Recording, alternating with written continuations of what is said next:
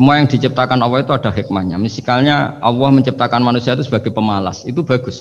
Bagusnya begini, kalau di bab ibadah pemalas itu buruk. Tapi kalau andekan Anda ditakdir punya kemampuan ahli nuklir, terus Anda tidak pemalas, setiap hari bikin nuklir yang paling dahsyat. Pertama hanya bisa menghancurkan Hiroshima dan Nagasaki, suatu saat bikin yang se-Asia, lama-lama bikin yang seluruh dunia. Lama-lama saking cerdasnya, pertama butuh bahan besar, lama-lama hanya kecil. Ribet kan? Barokahnya pemalas, ngantor, baca koran, ngantor, ngerumpi, sehingga yang bagian nangani nuklir itu tidak pinter-pinter banget. Itu bahaya tuh kalau pinter banget itu. Langsung saja sesuai tema bahwa kita akan menjadikan tauhid sebagai sumber inspirasi bangsa atau sumber kekokohan bangsa atau sumber ketahanan NKRI. Perlu dicatat bahwa di antara yang sering disabdakan oleh Rasulullah SAW adalah inna minal bayani la sikhron. Jadi penjelasan atau orasi atau argumentasi atau apa sajalah itu adalah bagian dari sihir. Sihir di sini maknanya itu sesuatu yang kayak hipnotis, tapi di sini dalam konteks positif. Dulu ketika periode Rasulullah Muhammad SAW itu pertarungan hak dan batil itu diolah pikir. Olah pikir yang diterjemahkan oleh artikulatif atau sistem verbal. Memang ini agak aneh. Jadi kalau mukjizatnya Nabi Musa itu fisik. Fisik itu misalnya melawan Fir'aun dengan kekuatan tongkat yang super dahsyat, sehingga Laut Merah dipukul sama tongkatnya Fir'aun, kemudian tongkatnya Nabi Musa, kemudian bisa membelah jadi jalan, Fir'aun tenggelam. Begitu juga nabi-nabi yang lain ada kekuatan fisik yang bisa dilihat sebagai mukjizat. Tapi ketika Nabi Muhammad SAW jadi nabi, itu pertarungannya itu ke sistem rasional. Dan yang enggak rasional itu dijelaskan dengan satu penjelasan yang seakan-akan rasional. Ini yang agak jelimet. Sehingga ada wala talbisul haqqo bil batil. Jangan menyampur adukkan hak dengan batil. Saya beri beberapa contoh kejadian. Suatu saat itu ada orang kafir datang ke Rasulullah SAW. Kemudian bertanya, ya Muhammad, jika kambing itu mati betul, yang tidak disembelih, bangkel, itu yang mematikan siapa? Karena Nabi itu orangnya ummi itu lugu, ya yang mematikan Allah. Terus jawabannya si orang kafir tadi, agama kami itu aneh, yang dimatikan Allah langsung haram, tapi yang lewat tangan-tangan manusia yang berlumuran dosa halal, katanya. Sehingga terus jadi logika yang kok iya ya gitu. Harusnya yang dimatikan Allah langsung kan orisinil gitu. Sehingga orang terus terbelalak, seakan-akan ini hebat ya. Dan resikonya Nabi Habib Fikri, resikonya itu nggak boleh fahisan mutafahisan. Corong Jawa Nabi ora oleh cangkem elek, itu resiko. Andai kan Nabi boleh cangkem elek enak, nak halal ya pangan kon. Kalau itu baik ya silahkan makan ya. Tapi masalahnya Nabi tidak boleh seperti itu. Andai kan tidak Nabi kan gampang, ya sudah kalau halal ya silahkan makan. Masalahnya Nabi tidak boleh apa? Nggak boleh berbicara kasar, tidak boleh berbicara buruk. Terus ada lagi beberapa kejadian yang seperti itu, yaitu masyhur suatu saat Sayyidina Ali didatangi seorang kafir juga Yahudi. Ali, kakimu angkat satu, diangkat sama Sayyidina Ali. Angkat dua-duanya, ya udah bisa. Gitu kok temanmu, maksudnya Nabi Muhammad mengklaim bisa naik langit, gitu aja kamu udah bisa. Jadi selalu pakai olah kata. Yang ketiga misalnya Muhammad, kita ini punya urusan banyak, punya problem banyak. Dan Tuhan itu dianggap penyelesai problem, halul muskilat, yang bisa menyelesaikan problem. Pertanyaannya, kalau problem kita banyak, Tuhannya satu tidak cukup Muhammad. Kalau problemnya banyak, ya Tuhannya harus banyak. Sehingga ketika Nabi membawa tauhid, protes mereka, komplain mereka, aja'alal alihata ilahau wahida inna hadza la syai'un ujab. Masa Tuhan satu, wong problemnya banyak, urusannya banyak. Kalau urusannya banyak, itu hanya harus banyak. Nah, karena olah pikiran seperti ini, sebetulnya bukan olah pikiran ini, hakikatnya olah kata, karena ini tidak mewakili hakikat. Ya, saya ulang lagi, sebetulnya ini bukan olah pikiran atau olah akal atau olah kecerdasan, tapi olah kata, karena semua yang diomongkan ini tidak mewakili apa? Hakikat. Tapi faktanya itu terjadi.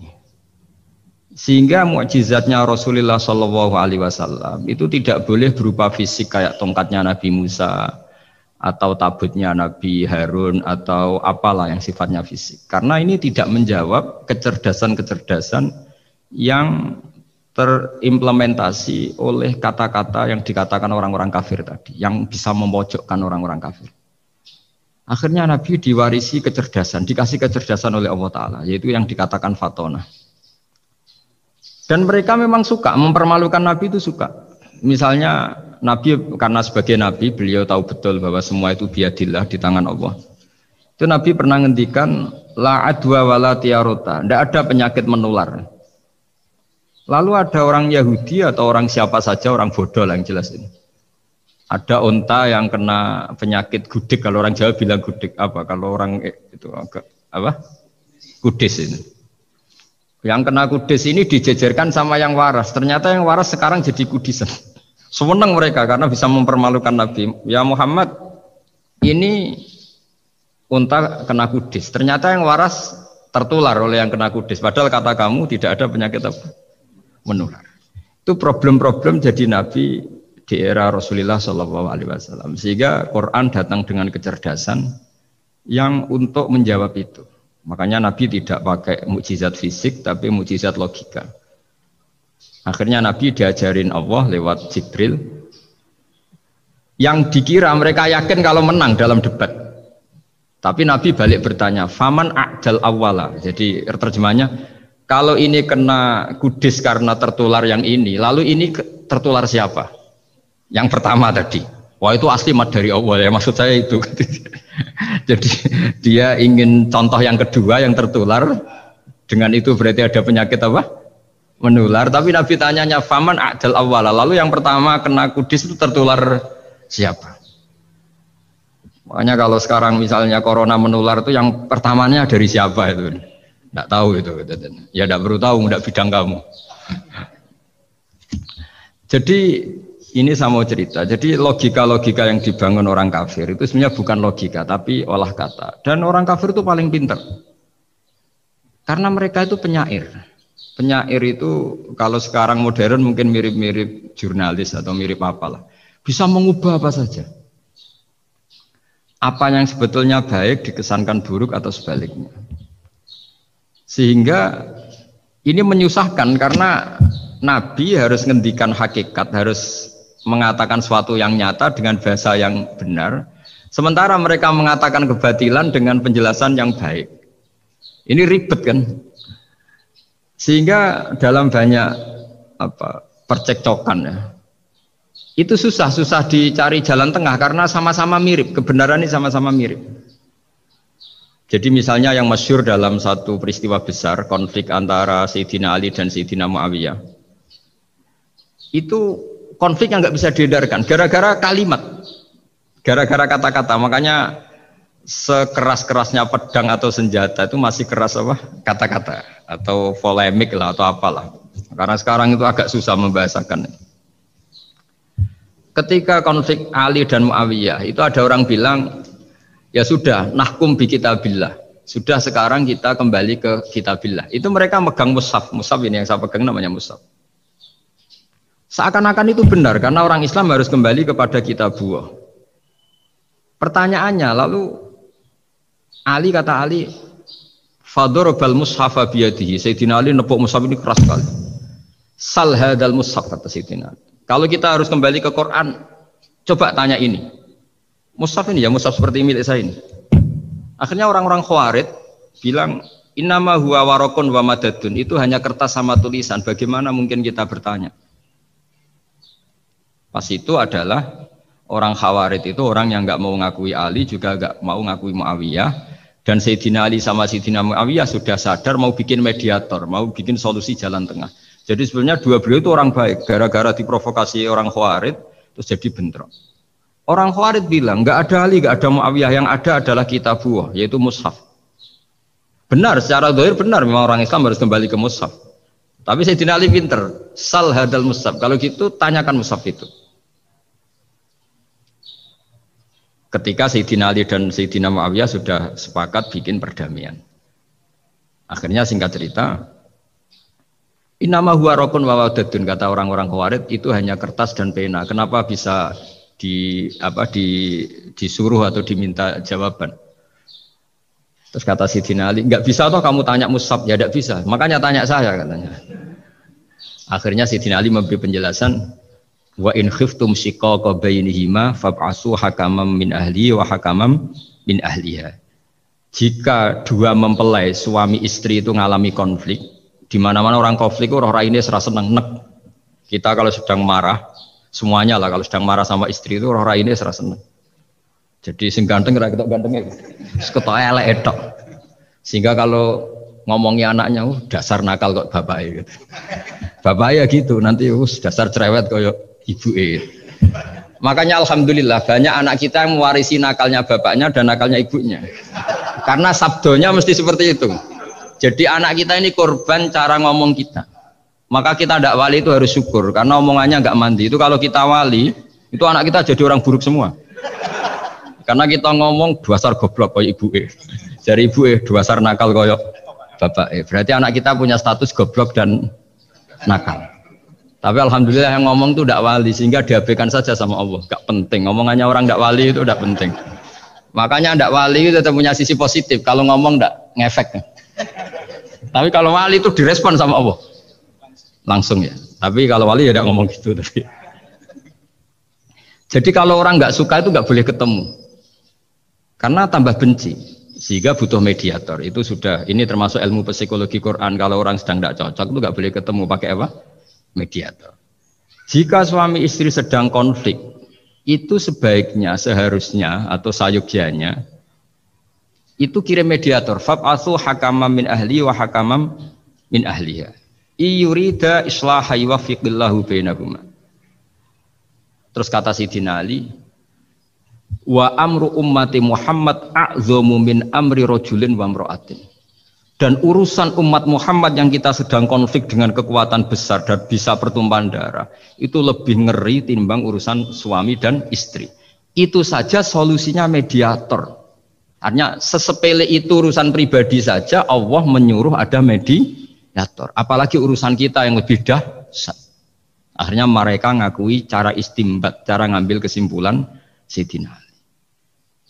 Jadi ini masalah-masalah yang orang bilang seakan-akan benar. Sudah kita kembali ke Quran, kembali ke Quran. Quran yang mana? Wong kamu tidak paham. Lama-lama tanyanya cetakan mana ini? Ribet kan? Makanya saya ini bikin gerakan besar-besaran yang dulu saya ngaji tafsir lama sekali dengan Mbah Mun. Ngaji sama bapak saya, sekarang alhamdulillah sering diskusi sama Pak Quraisyab karena kita ini butuh dan saya punya teman akrab Gus Zofur juga doktor tafsir. Ya kalau kamu ingin tak sebut ya punya teman kalian semua untuk mengkaji apa? Tafsir. Itu memang kita butuh. Karena Quran itu teks.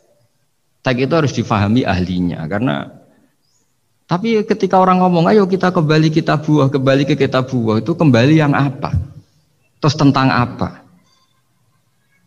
Sehingga banyak orang yang entah saking angkuhnya, entah saking benarnya tidak tahu. Saya tidak mau kembali kepada Quran. Kenapa? Saya tidak pernah keluar, saya di situ. Kembali itu kan sudah keluar baru kembali.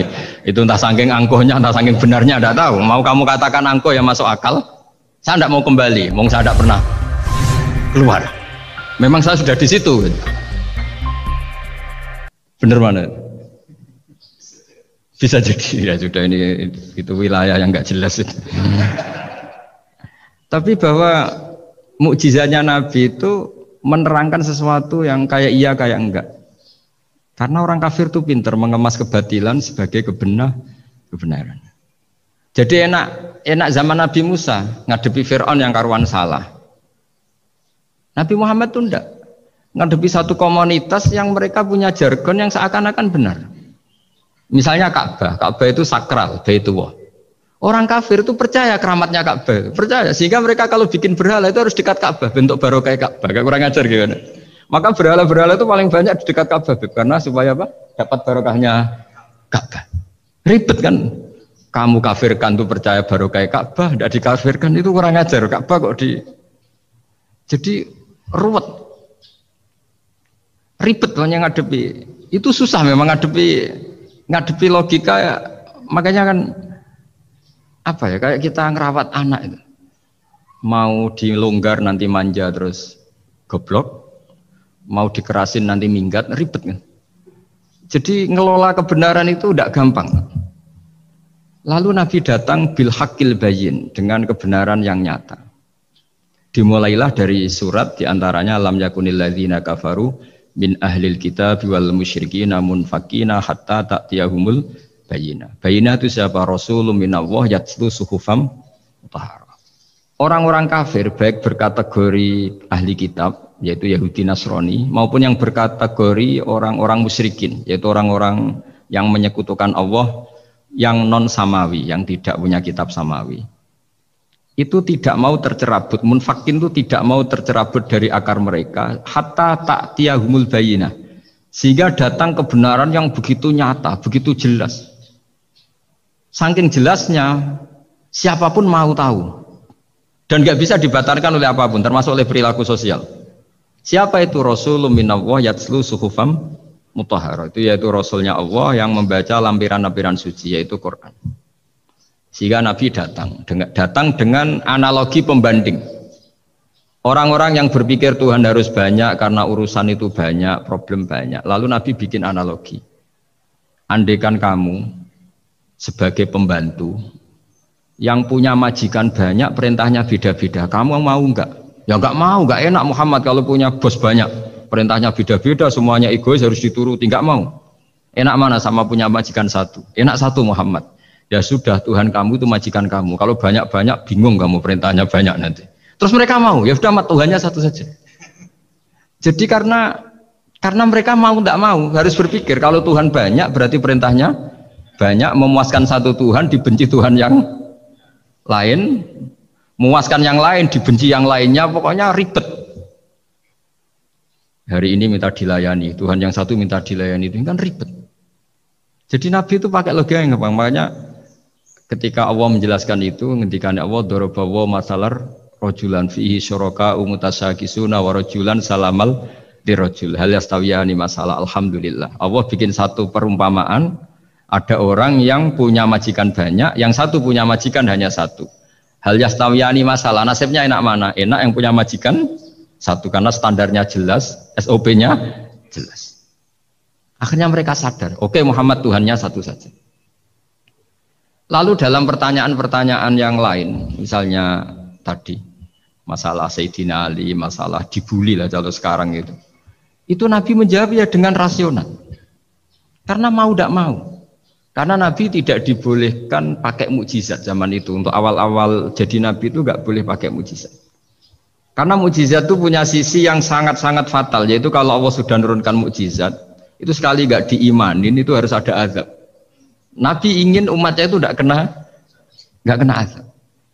Makanya ketika Allah Taala wa ma mana ana an nursila bil ayati illa an kadzdzaba bihal awwalun.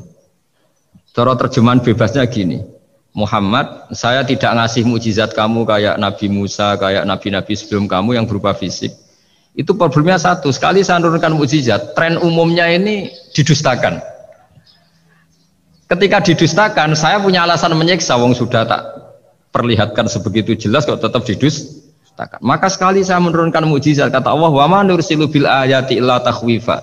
Saya memberikan satu ayat itu hanya warning, hanya peringatan bahwa ini akan ada bahaya azab. Sehingga karena pilihannya itu Nabi milih gak ada mukjizat yang seperti nabi-nabi sebelumnya.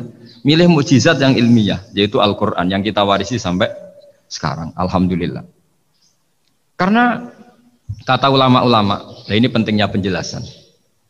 Andaikan mukjizat kita itu hanya tongkat, maka hanya ada di museum. Kita lihat tongkatnya Nabi Musa, mungkin klaimnya ada di Turki. Mukjizat tabut kita lihat lagi di mana lah tempat di museum apa. Tapi kalau mukjizatnya Al-Quran, itu umatnya Nabi akan merasakan nikmatnya ila yaumil kiamat. Misalnya kita dalam bersuami istri atau dalam berkeluarga atau dalam bermasyarakat. Itu Quran kalau nasihati kita gampang sekali. Misalnya wa ashiruhunna bil ma'ruf fa in karihtumuhunna fa asa an takrahu syai'a wa ja'alallahu fi khairan katsira. Sudahlah kalau sama istri itu yang baik. Jika ada watak istri yang kamu nggak suka, dalam ketidaksukaan kamu itu ada kebaikan yang banyak.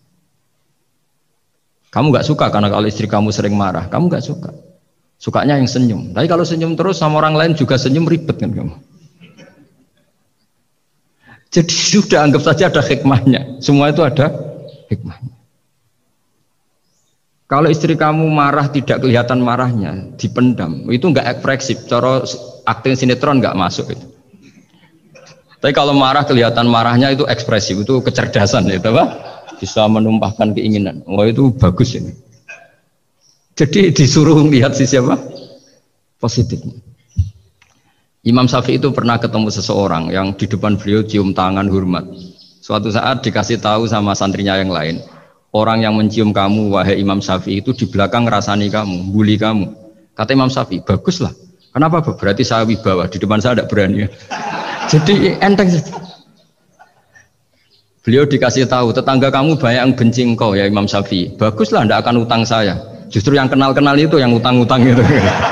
Jadi enteng terus. Jadi dunia ini dianggap gampang saja.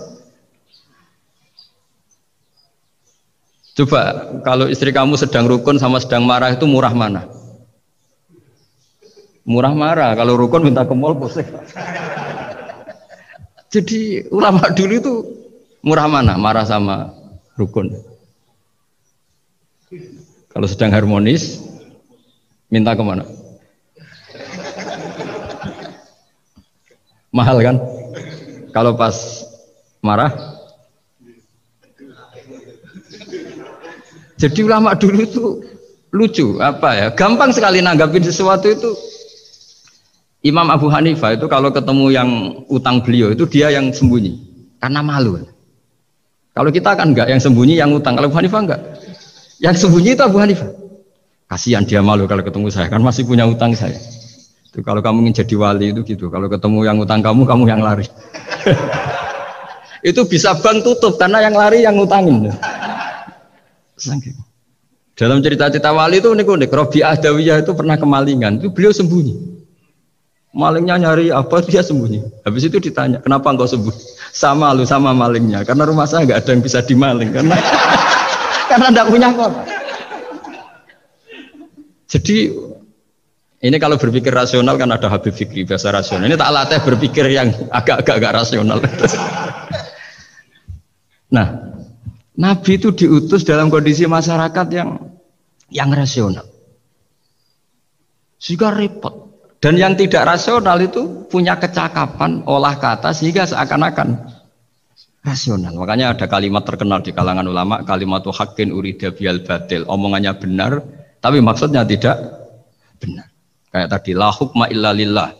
Tidak ada hukum kecuali yang ada di Quran. Tidak ada hukum kecuali yang diturunkan Allah. Pertanyaannya, apa itu? Ya Quran. Lah iya apa? Makanya kata Sidina Ali ya sudah, sal hadal mushaf, tanya mushaf kamu.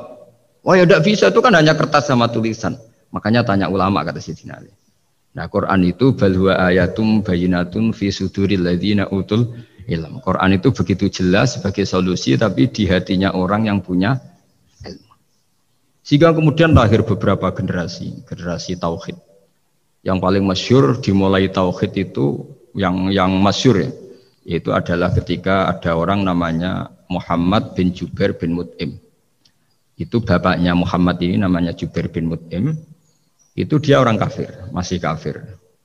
Dia datang ke Madinah itu untuk negosiasi tawanan perang Badar. Dulu beberapa orang yang negosiasi sama Nabi itu ya nunggu di masjid.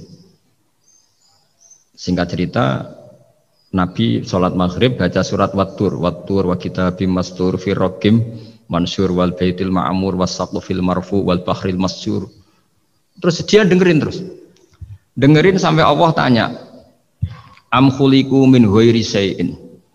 Kalau kamu tidak ngakui saya sebagai Tuhan kata Allah, silahkan Anda berpikir bahwa alam raya ini dimulai dari ketiadaan.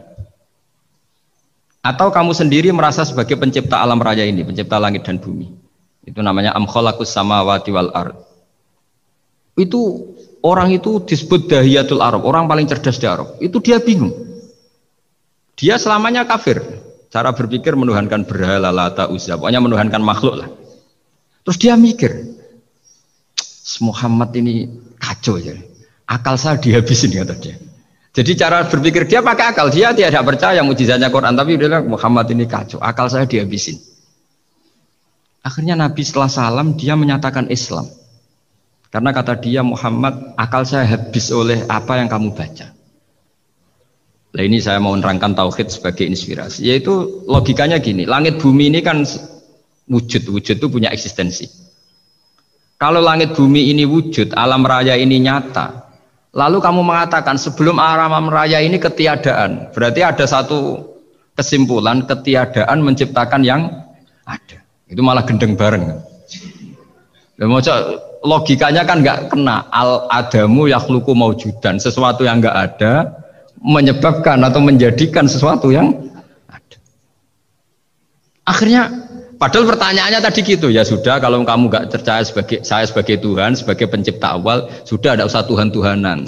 Tapi ya mari goblok bareng dengan mengatakan bahwa alam yang ada ini diciptakan oleh sesuatu yang tidak ada. Jadi Juber, saya tidak mau goblok Muhammad, sudahlah iman saja saya, karena saya tidak mau goblok. Jadi agama ini datang dengan keceriaan berpikir. Sehingga Ibnu Hajar al-Asqalani mengatakan hadatin ja'a bil iltizat al-aqli. Agama ini datang dengan kenyamanan berpikir. Coba kalau Anda seorang profesor atau seorang doktor atau seorang ilmuwan, kemudian Anda diajak goblok dengan teori baru bahwa sesuatu yang ada itu diciptakan oleh yang tidak ada. Mau enggak kamu? Mau semuanya rasa tuh diajarin sesuatu yang ada diciptakan oleh yang tidak ada. Gak keren lagi. Ketika Nabi punya konsep Tuhan, Tuhannya Muhammad itu siapa? Yaitu zat yang la awalalah, zat yang pertama. Lalu Tuhan itu siapa? Tuhan itu yang menciptakan langit bumi. Tuhan itu siapa? Yang memulai segalanya. Lama-lama mereka berpikir, wah kalau gitu yang benar itu Islam. Maka kata Imam Zuhri, Syihabuddin Az-Zuhri, famaka nafathun fil islami a'zoma min sulhil hudaybiyah innamaka nasu yatafaduluna fil hadis wal munaza'ah. Semua teks riwayat itu ada kata wal munaza'ah, orang bebas ngomong dan berdebat. Munaza'ah itu berdebat. Terus akhirnya falam yatakallam ahadun bil islami yaqilu syai'an illa dakhala fihi. Kemudian setelah berdebat dan mereka tahu Islam, pasti akhirnya masuk Islam. Dan itu yang sekarang terjadi di dunia. Makanya saya pernah ditanya seorang profesor, Gus, kalau di Jogja ada sekolah perbandingan agama, menurut Anda gimana? Asal itu tentang agama, nggak apa-apa. Tapi kalau yang dibandingkan umat Islam itu jangan.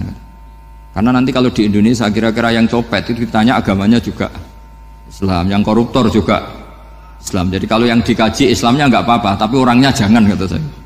Karena yang bulat ya banyak, yang nggak sholat ya banyak. Tapi kalau Islamnya saja, misalnya adu konsep tentang Tuhan, masyhur kita mungkin banyak yang melihat itu debatnya Stanley Fischer sama Ahmad Didat ini. Tuhan kamu siapa ini itu sama Didat cerita Tuhan saya itu lam yalid walam yulad walam yakul lahu kufuwan. Itu spontan ada seorang mahasiswi bilang sepertinya Tuhan Anda lebih menarik karena Tuhan Anda yang menciptakan langit bumi, yang Tuhan ini kok lahirnya sudah di bumi, masa lahir-lahir langsung jadi Tuhan. Jadi akhirnya falam yatakallam ahadun bil islami yaqilu syai'an illa dakhala fihi. Sehingga agama ini apa? Agama itu adalah kalimat tauhid. Kalimat itu apa? Logika yang terbangun. Nah, ketika logika itu terbangun, maka disebut yusabbitu Allahu alladzina amanu bil qaulis tsabit fil hayatid dunya wa fil akhirah. Allah itu akan menetapkan satu kaul, satu presentasi ilmiah atau satu kesimpulan ilmiah. Yang kesimpulan itu nyata benarnya. Dan ini akan nyata terus baik di kehidupan dunia maupun kehidupan apa? Akhirat. Seperti Allah sebagai Tuhan. Itu akan nyata terus. Di dunia Allah ya Tuhan, nanti di akhirat juga Tuhan. Tapi Tuhan selain Allah, maka menjadi Tuhan ini nunggu ada yang menuhankan. Misalnya Fir'aun itu jadi Tuhan karena ada yang menuhankan. Sekali dia mati, dia sudah aset wisata, bukan Tuhan lagi. Makanya gojlokannya orang ulama Arab, kalau ketemu ulama Mesir, kalau gojlokan itu lucu. Orang Arab, ada Abu Jahal, Abu Lahab, penggaweane musir Nabi gitu. Itu gojlokannya ulama Mesir. Kata ulama Arab, kamu gayanya benci Fir'aun, tapi rizki kamu dari wisata melihat Fir'aun. Itu gojlokannya ulama Arab sama ulama Mesir. Sehingga agama ini mengajarkan apa? Satu kalimat. Makanya kamu harus belajar mantek. Dulu Raden Asnawi ya pengajar mantek. Dulu buyut saya di sini Mbah Fauzan, abahnya Mbah Pah itu, mbahnya itu juga pengajar mantek. Karena di antara yang diceritakan Allah itu wa ja'alaha kalimatam baqiyatan fi aqibih. Tugas utama Nabi Ibrahim adalah menjadikan satu logika. Kalimah itu logika. Itu menjadi logika yang abadi. Baqiyah itu abadi. Fi aqibih, di anak turunnya Nabi Ibrahim. Misalnya begini, saya beri contoh ya. Misalnya saya mengatakan teh ini hitam, itu menjadi kalimah karena diucapkan, tapi tidak menunjuk hakikat karena tehnya berwarna apa? Kuning. Sehingga Quran kalau menyalahkan orang kafir itu ngendikannya kaburas kalimatan takhruju min afwahihim. Omongannya orang kafir itu menjadi kalimat karena diucapkan dari mulutnya. Kenapa menjadi kalimat? Karena diucapkan tapi tidak menunjuk hakikat. Seperti orang mengatakan 2 ditambah 2 itu 10, itu kalimat, tapi kalimat yang salah karena tidak menunjuk hakikat. Seperti orang kafir mengatakan Tuhan itu 3, itu kalimat karena diucapkan tapi tidak menunjuk hakikat. Tapi ketika seseorang mengatakan Allah itu Tuhan, Tuhan itu satu, itu disebut kalimatu haqqin 'alaiha nahya wa 'alaiha namut. Bagian disebutkan wa ja'alaha kalimatam baqiyah. Kenapa kalimat tauhid itu kalimat yang abadi? Karena Allah sebagai Tuhan di dunia juga sebagai Tuhan di akhirat, dan selalu Tuhan pada masa yang tidak terbatas. Itu disebut wa ja'alaha kalimatam baqiyah. Kemudian umatnya Nabi mengganti kalimat yang gampang. Allah punya sifat baqo, punya sifat akhir. Maksudnya akhir itu la akhirolah. Terus semuanya. Yang paham ya alhamdulillah, yang enggak paham dikon ngapal wujud kidam baqo mukhalafatul khawadisi qiyamuhu binafsi wahdaniyat kudrat irodat. Wes paham. Lah kok sing rada alim terus roh bedane iki sifat ma'ani iki maknawiyah. Cara Mu'tazilah ngene, cara ahli sunnah ngene. Wah itu sudah kejlimetan bocah. Sementing pokoknya wujud hitam. Nah, kenapa yang pertama yang disebut wujud? Karena yang membedakan kita dengan paham ateisme itu ya sifat wujud. Yaitu mereka mengatakan alam raya ini dimulai dari ketiadaan. Wah itu akal mana saja itu nggak bisa nerima, masa ketiadaan menciptakan sesuatu yang ada. Maka kata Ibnu Hajar al-Asqalani ketika mentafsirkan mensarai hadis salasun mangkunna fihi wajata halawatal iman. 3 hal ini kalau kamu faham maka menemukan manisnya iman. Manis itu enak. Terus kata Ibnu Hajar al-Asqalani, saya masih ingat betul dalam sarahnya Fathul Bari, wa yusamma inda ahlil aql, misalnya al-iltizat al-aqli. Agama ini mengajarkan kenyamanan cara berpikir. Coba kalau sampean seorang doktor atau seorang profesor atau seorang pinter, kemudian kamu dipaksa mengimani bahwa alam ini diciptakan oleh ketiadaan, itu bisa tidur gak? Oh tidak bisa tidur. Sampean misalnya orang pinter dididik di kampus atau dididik di pondok, alam ini yang wujud, yang menciptakan itu sesuatu yang tidak wujud, kamu bisa tidur gak kira-kira? Ini guru apa? Ini sarap ini. Mosok hadil maujudat khalaqahal adam, sesuatu yang wujud diciptakan ketiadaan. Tapi agama ini membawa sesuatu yang menyenangkan untuk akal, yaitu hadhil maujudat khalaqaha wajibul wujud. Maujudat yang wujud ini diciptakan super maujud, yaitu oleh bahasa pondok disebut wajibul wujud. Kan terus seneng, wajar dong kalau sesuatu yang ada diciptakan oleh yang ada. Nah tentu ada pencipta, terus ada super, disebut wajibul wujud. Kan terus enak. Nah, itu kata Ibnu Hajar al-Asqalani disebut wajada halawatal iman. Sehingga kita tidak usah khawatir. Makanya saya itu termasuk orang yang nggak khawatir. Apapun rusaknya dunia ini, kacaunya dunia ini, akan kalah dengan kalimatut tauhid. Karena kalimat ini ketemu apa saja pasti menghancurkan. Yaitu disebut bal naqdhifu bil haqqi 'alal batil fayadmaghuhu fa idza huwa zahid. Kalimat hak ini akan menabrak apa saja. Dan yang ditabrak pasti hancur. Makanya sampai tidak usah khawatir misalnya ada negara ateis di Cina, di Korea. Kita yakin asal yang diteliti itu agama Islam pasti menang. Nah yang susah kalau yang diteliti orang Islam, itu susah. Karena yang copet kadang-kadang ya umat. Apalagi di negara yang mayoritas muslim, nanti copetnya, premannya, koruptornya semuanya beragama Islam. Makanya kita hanya punya pilihan dua itu, umat Islam dan Islam yang kumat itu dok. Kalau tidak umat Islam ya Islam yang kumat. Tapi kalau kalimat tauhid itu kalimat yang aman, tak jamin. Tak jamin 100%. Sehingga saya itu kalau ditanya profesor Pak Bahak, kalau suatu saat Indonesia jadi negara yang sangat terbuka, kemudian ada sekolah perbandingan agama, menurut Anda prospek Islam gimana? Saya jawab asal yang dikaji Islamnya bukan orangnya, pasti Islam tetap prospek. Asal yang dikaji apa? Islamnya bukan orangnya.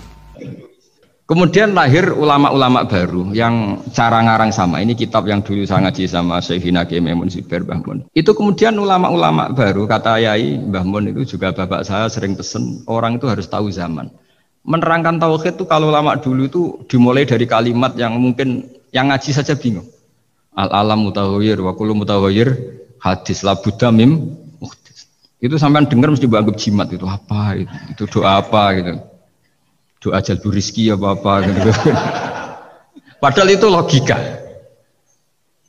Tapi terus ulama-ulama modern itu ngarang seperti ini ada gambar. Ini kitab yang saya dulu ngaji sama itu digambar seperti ini. Maksudnya digambar seperti ini gini, penjelasannya gampang. Sampean kalau gambar seruat apapun, misalnya gambar gedung tingkat 5 atau gambar gunung atau gambar apa saja. Mbok seruat apapun gambar itu dimulai dari satu titik. Tadi hadhil awalim kulluha, bahwa alam semua ini dimulai dari nuqtatil wujud, ada titik wujud. Dan karena ini wujud penyebab harus bersifat awal, makanya Allah itu selain wujud harus bersifat al-awwal, kalau bahasa pondok al-qadim. Karena tidak mungkin yang menciptakan kemudian kalah dulu dengan yang diciptakan. Begitu juga Imam Al-Amudi. Imam Al-Amudi itu jadi wali itu karena dia ahli matematika. Sampai muridnya itu eskal, ini guru saya masuk surga enggak, kalau ngajar itu senang ngajar matematika. Beliau ahli usul fikih, ahli fikih, tapi senangannya ngajar matematika. Sampai muridnya sanksi, ini masuk surga enggak ya? Walhasil dalam cerita keramat beliau, sama ndak usah terus saya tidak percaya, kamu tidak wali, kok tidak percaya gimana? Ribet sekarang gitu, orang kalau nggak nekuni sesuatu terus nggak percaya, ribet kan? Itu beliau masuk surga itu dijamin dapat surga itu karena ngajar matematika. Tapi di hati beliau hanya satu, matematika adalah satu ilmu yang dimulai dari angka 1. 0, itu tetap dimulai dari 1, nggak bisa.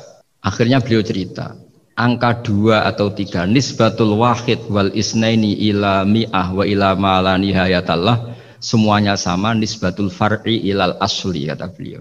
Mbok angka 2, 3, 1000 sampai 1 miliar, itu perbandingannya dengan angka 1 apa hubungannya? Al far'i ma'al asli, yaitu angka 2, 3 adalah cabang dari angka 1. Jadi alam raya sebanyak apapun, ada galaksi, ada Mars, ada apa saja, tetap dimulai dari wujud yang 1, yaitu wujudnya Allah Subhanahu wa ta'ala. Jadi beliau menjadikan matematika sebagai alat perangkat untuk tauhid, bahwa alam raya ini dimulai dari al-wujudul wahid, wujud yang 1. Makanya kul huwallahu ahad, Allahus somad, lam yalid walam yulad, dan seterusnya. Nah, makanya ketika orang menyoal hukum adat yang menipu kita, adat itu sunnatullah yang kita lihat, itu Quran mesti mengembalikan wahwaladzi yabda'ul khalqa tsumma yu'idu wa huwa ahwanu alaih. Sebagian di surat Yasin diterangkan ansha'aha awwala marrah.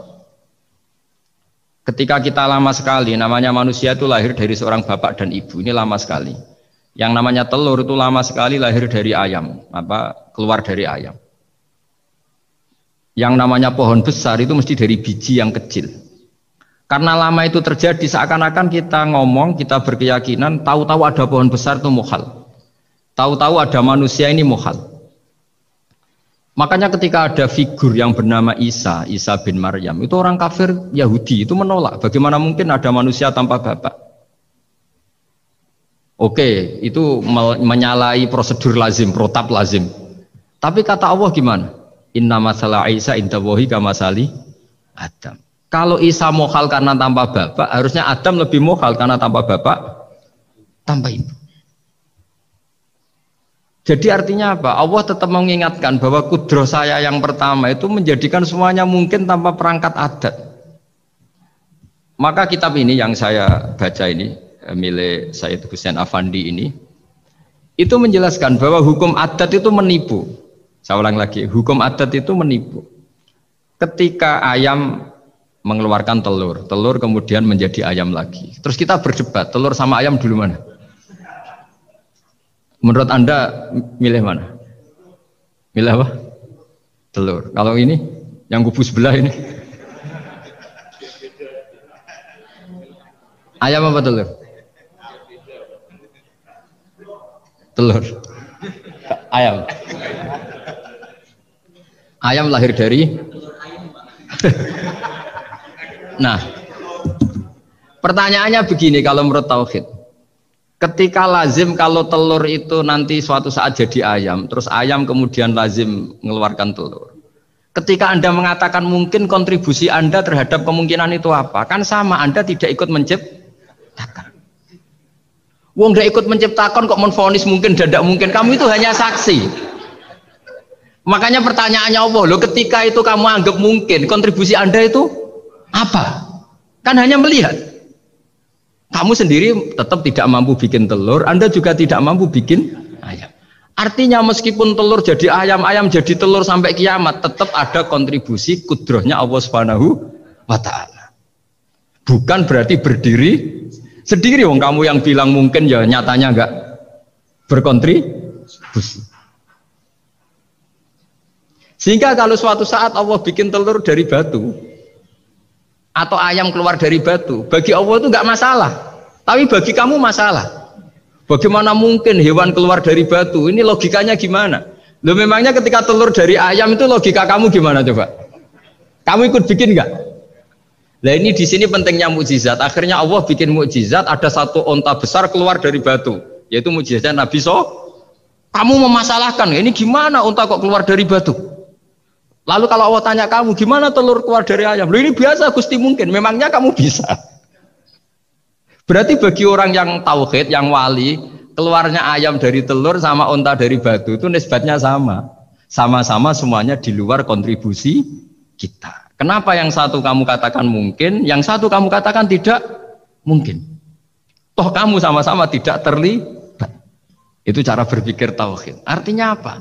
Orang-orang wali atau orang-orang alim meskipun melihat telur keluar dari ayam tiap hari tetap subhanallah, subhanallah, Allahu Akbar. Karena ini keajaiban. Tapi kamu kan enggak taunya ajaib itu yang aneh-aneh itu. Makanya banyak cari kiai aneh yang gondrong yang enggak pernah mandi gara-gara kamu tuh suka aneh itu gara-gara. Dong ini ya. Dong itu tahu ya. Jadi buat sesering apapun alam raya ini ada siklusnya, biji jadi pohon, pohon kemudian keluarkan buah, buah ada biji, semuanya yang berkontribusi hanya kudrohnya Allah Ta'ala. Tidak mengikat Allah, Allah bisa bikin tanpa itu semua. Makanya Allah selalu memperbarui mukjizatnya, termasuk ada onta besar keluar dari batu, yaitu mukjizatnya Nabi Soleh. Kamu nggak boleh menyoal ini mukhal gimana? Karena itu nggak mungkin, ukuran nggak mungkin apa? Kamu nggak bisa bikin kan? Sama telur keluar dari ayam kamu bisa bikin. Sama-sama enggak. Nah di sini pentingnya ngaji ya. Makanya Allah ngendikan innallaha la yastahyi ayyadriba masalam ma ba'udatan fama faqah. Allah itu tidak malu bikin contoh nyamuk. Karena nyamuk ini mukjizat yang besar. Sudah hewannya kecil, di situ ada ususnya. Ususnya ada uratnya. Coba kalau kamu bikin nyamuk itu. Kalau yang santri agak nakal itu ya ada alat kelaminnya, ada uratnya. Coba jenengan bayangkan nyamuk kecil kan? Itu ada uratnya enggak? Ada ususnya ada uratnya. Uratnya ada bakterinya. Pusing kan kamu?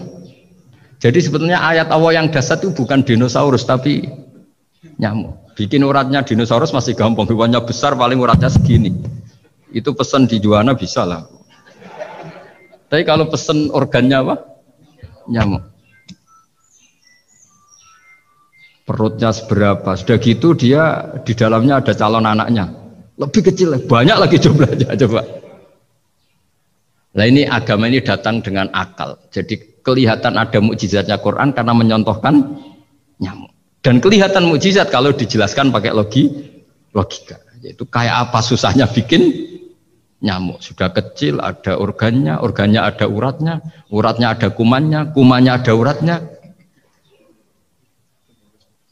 Pusing enggak? Makanya tidak ada kampus yang siap memaklumatkan diri sanggup bikin nyamuk. Karena ya nggak sanggup tadi. Lah itu mukjizatnya Quran. Jadi agama ini ketika ulama-ulama ja'a bil iltizazil aqli. Agama ini datang dengan kenyamanan berpikir. Makanya kita nanti kalau mau mati itu yang seneng saja. Kita tidak tahu caranya hidup, tahu-tahu lahir, tahu-tahu hidup, tahu-tahu punya hutang, tahu-tahu banyak masalah, tidak tahu kita. Nanti kalau mati juga gitu, nggak ingin mati tahu-tahu mati. Nanti nggak tahu-tahu bangkit. Makanya sudah alaiha nahya wa alaiha namut wa biha nubasu insyaallah taala minal. Makanya kata Sidina Ali kalau ada orang susah hidup, kamu lahir keinginan kamu apa keinginan Allah? Ya keinginan Allah. Kamu mati, misalnya orang frustasi ingin mati ya tidak bisa mati. Kalau Allah tidak menghendaki ya tidak mati. Ya sudah, zaman kita hidup ya tidak bisa mengelola kehidupan ini ya sudah. Kalau mati juga tidak bisa mengelola kematian ini. Makanya terus kita diajarkan inna sholati wa nusuki wa mahyaya wa mamati lillahi rabbil alamin. Berhubung kita tidak tahu ya sudah hidup kita, mati kita semua di tangan Allah. Sudah kita pasrah saja. Senais jame mati, mati aja, serah usah pamit, sudah mati aja, sudah gak ribet. Makanya wali-wali itu ya biasa ngelihat kematian itu, bukan karena yakin pasti masuk surga ya enggak. Kata wali-wali itu di dunia ya Tuhannya Allah, yang ngurusi kita ya Allah, nanti di akhirat ya sama. Itu tauhid ya. Jadi saya ulang lagi ya, jangan terjebak hukum adat. Karena dalam hukum adat itu sebenarnya Anda tidak aktor tapi hanya saksi. Yang namanya telur keluar dari ayam, ayam mengeluarkan telur. Tapi sebetulnya ini tidak mengikat. Allah bisa saja bikin hewan dari yang lain. Kayak tadi mengeluarkan untanya Nabi Soleh dari batu yang apa? Besar. Ya wah itu mokal, bagaimana mungkin? Nah memangnya ayam jadi telur, telur jadi ayam, Anda ikut berkontribusi kan enggak? Andai kan Anda menyaksikan kudrahnya Allah Ta'ala di semua kejadian, yaitu Allah bisa bikin nyamuk, nyamuk ada organnya, organnya ada uratnya. Dengan reputasi seperti ini maka kita akan mensifati Allah innahu ala kulli syai'in qadir, bahwa Allah bisa melakukan apa saja. Wa huwa ala kulli syai'in qadir, diulang-ulang. Sama Indonesia yang sekarang seperti ini, yang kata orang ada yang bilang terbelakang, ada yang bilang tertinggal dari Eropa. Mungkin dalam kudrat Allah untuk bikin Indonesia lebih makmur dari sekarang, bisa mengalahkan negara-negara yang lain.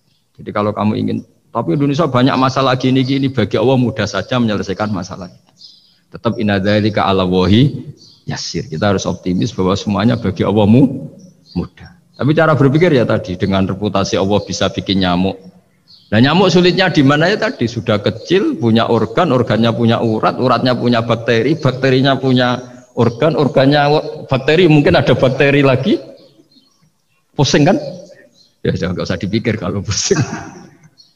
Ya jadi terus yang terakhir, saya mohon kalau baca Quran sebisa kita ada yang diangen-angen. Jadi Allah kalau mendorong kita mengakui eksistensinya Allah, Allah sering ngendikan yang mudah-mudah. Misalnya saya ini yang menciptakan kamu, saya yang menciptakan kamu. Falau la tusaddiqun, sudahlah, saya ini nahnu khalaqnakum. Saya ini pencipta kalian, Bu yao. Hubungan kamu itu dengan saya, urusan kamu terdekat itu dengan saya, kata Allah, bukan dengan yang lain. Karena saya menciptakan kamu, kata Allah. Tapi kita ini aneh, jadi manusia itu aneh. Dengan zat yang menciptakan kita tidak punya urusan, dengan yang tidak terkait dengan kita punya itu kan aneh. Dan Allah kalau menerangkan itu gampang. Terus bagi manusia yang kumo luhur, yang angkuh, seakan-akan bisa menentukan segalanya. Falola in kuntum ghairu madinin tarji'unaha in kuntum shadiqin. Kalau kamu orang hebat, Bu yao, ketika nyawa kamu mau keluar tuh kamu tahan supaya kamu nggak jadi mati. Nggak keren kan orang hebat kok mati katanya. Kamu sombongnya kayak gitu, seakan-akan bisa ngatur dunia, menaklukkan dunia, ternyata kamu mati. Harusnya nggak usah mati dong.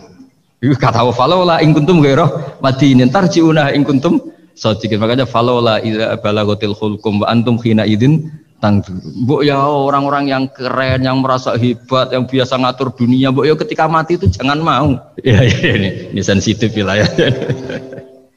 Ya saya kira demikian ya, semoga lewat ngaji ini kita kembali ke tauhid yang benar lewat penjelasan-penjelasan yang akli, yang rasional. Saya pastikan agama ini datang dengan al-iltizatul akli, kenyamanan berpikir. Kayak apa susahnya kita dengan jadi ateis? Karena harus punya rumus bahwa yang ada diciptakan oleh yang tidak ada. Itu kan jadi aneh.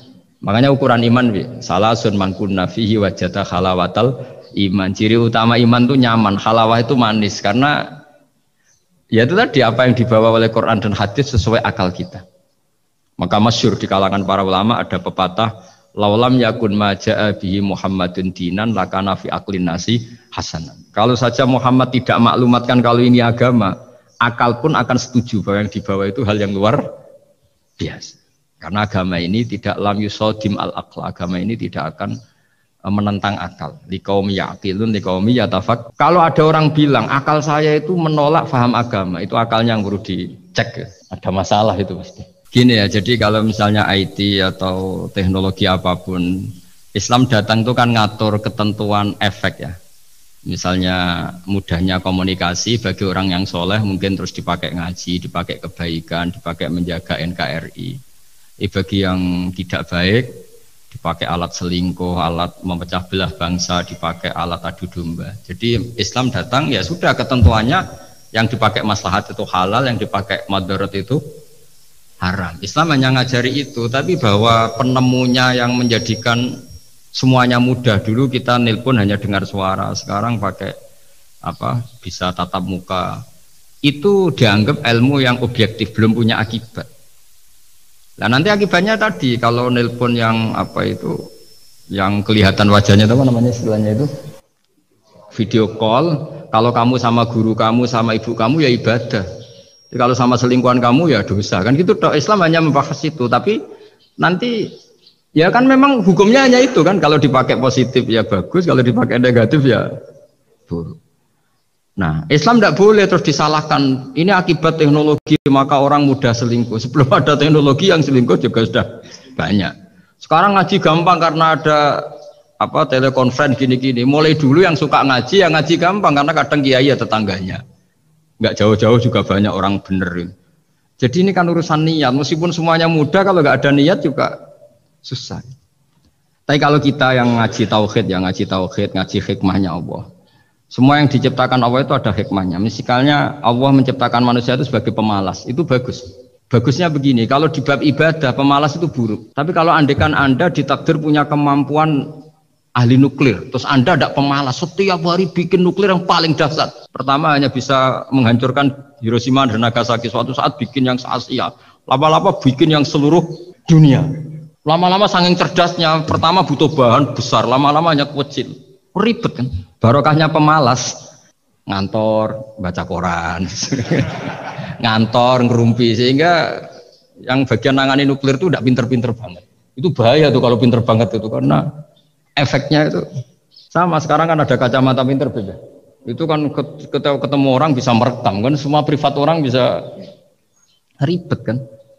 Nah agama itu ngatur yang halal ya biar halal. Misalnya begini ya, ada orang ke Mars atau ke bulan, kita katakan pinter dalam konteks menjelajah alam.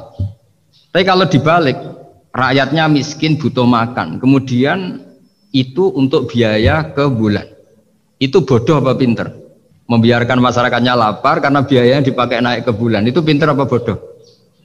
Tapi dari tidak tahu tentang bulan menjadi tahu, pinter apa bodoh? Pinter. Tapi kebutuhannya makan kok malah naik ke bulan, pinter apa bodoh? Ya saya juga bingung kayak Anda kalau nggak apa-apa ya memang ilmu ada sisi membingungkannya ya, nggak apa-apa lah, bingung-bingung dikit nggak apa-apa, tapi ya kira-kira begini ya, sebetulnya kita juga kadang salah mengkategorikan. Ada neo khawarij, ada Islam ekstremis, ada moderat lah. Itu omongannya peneliti ya, itu kan peneliti itu harus mengkategorikan, terus sampling ilmiah harus diputuskan ini kategori apa, solusinya apa, tapi itu analisis.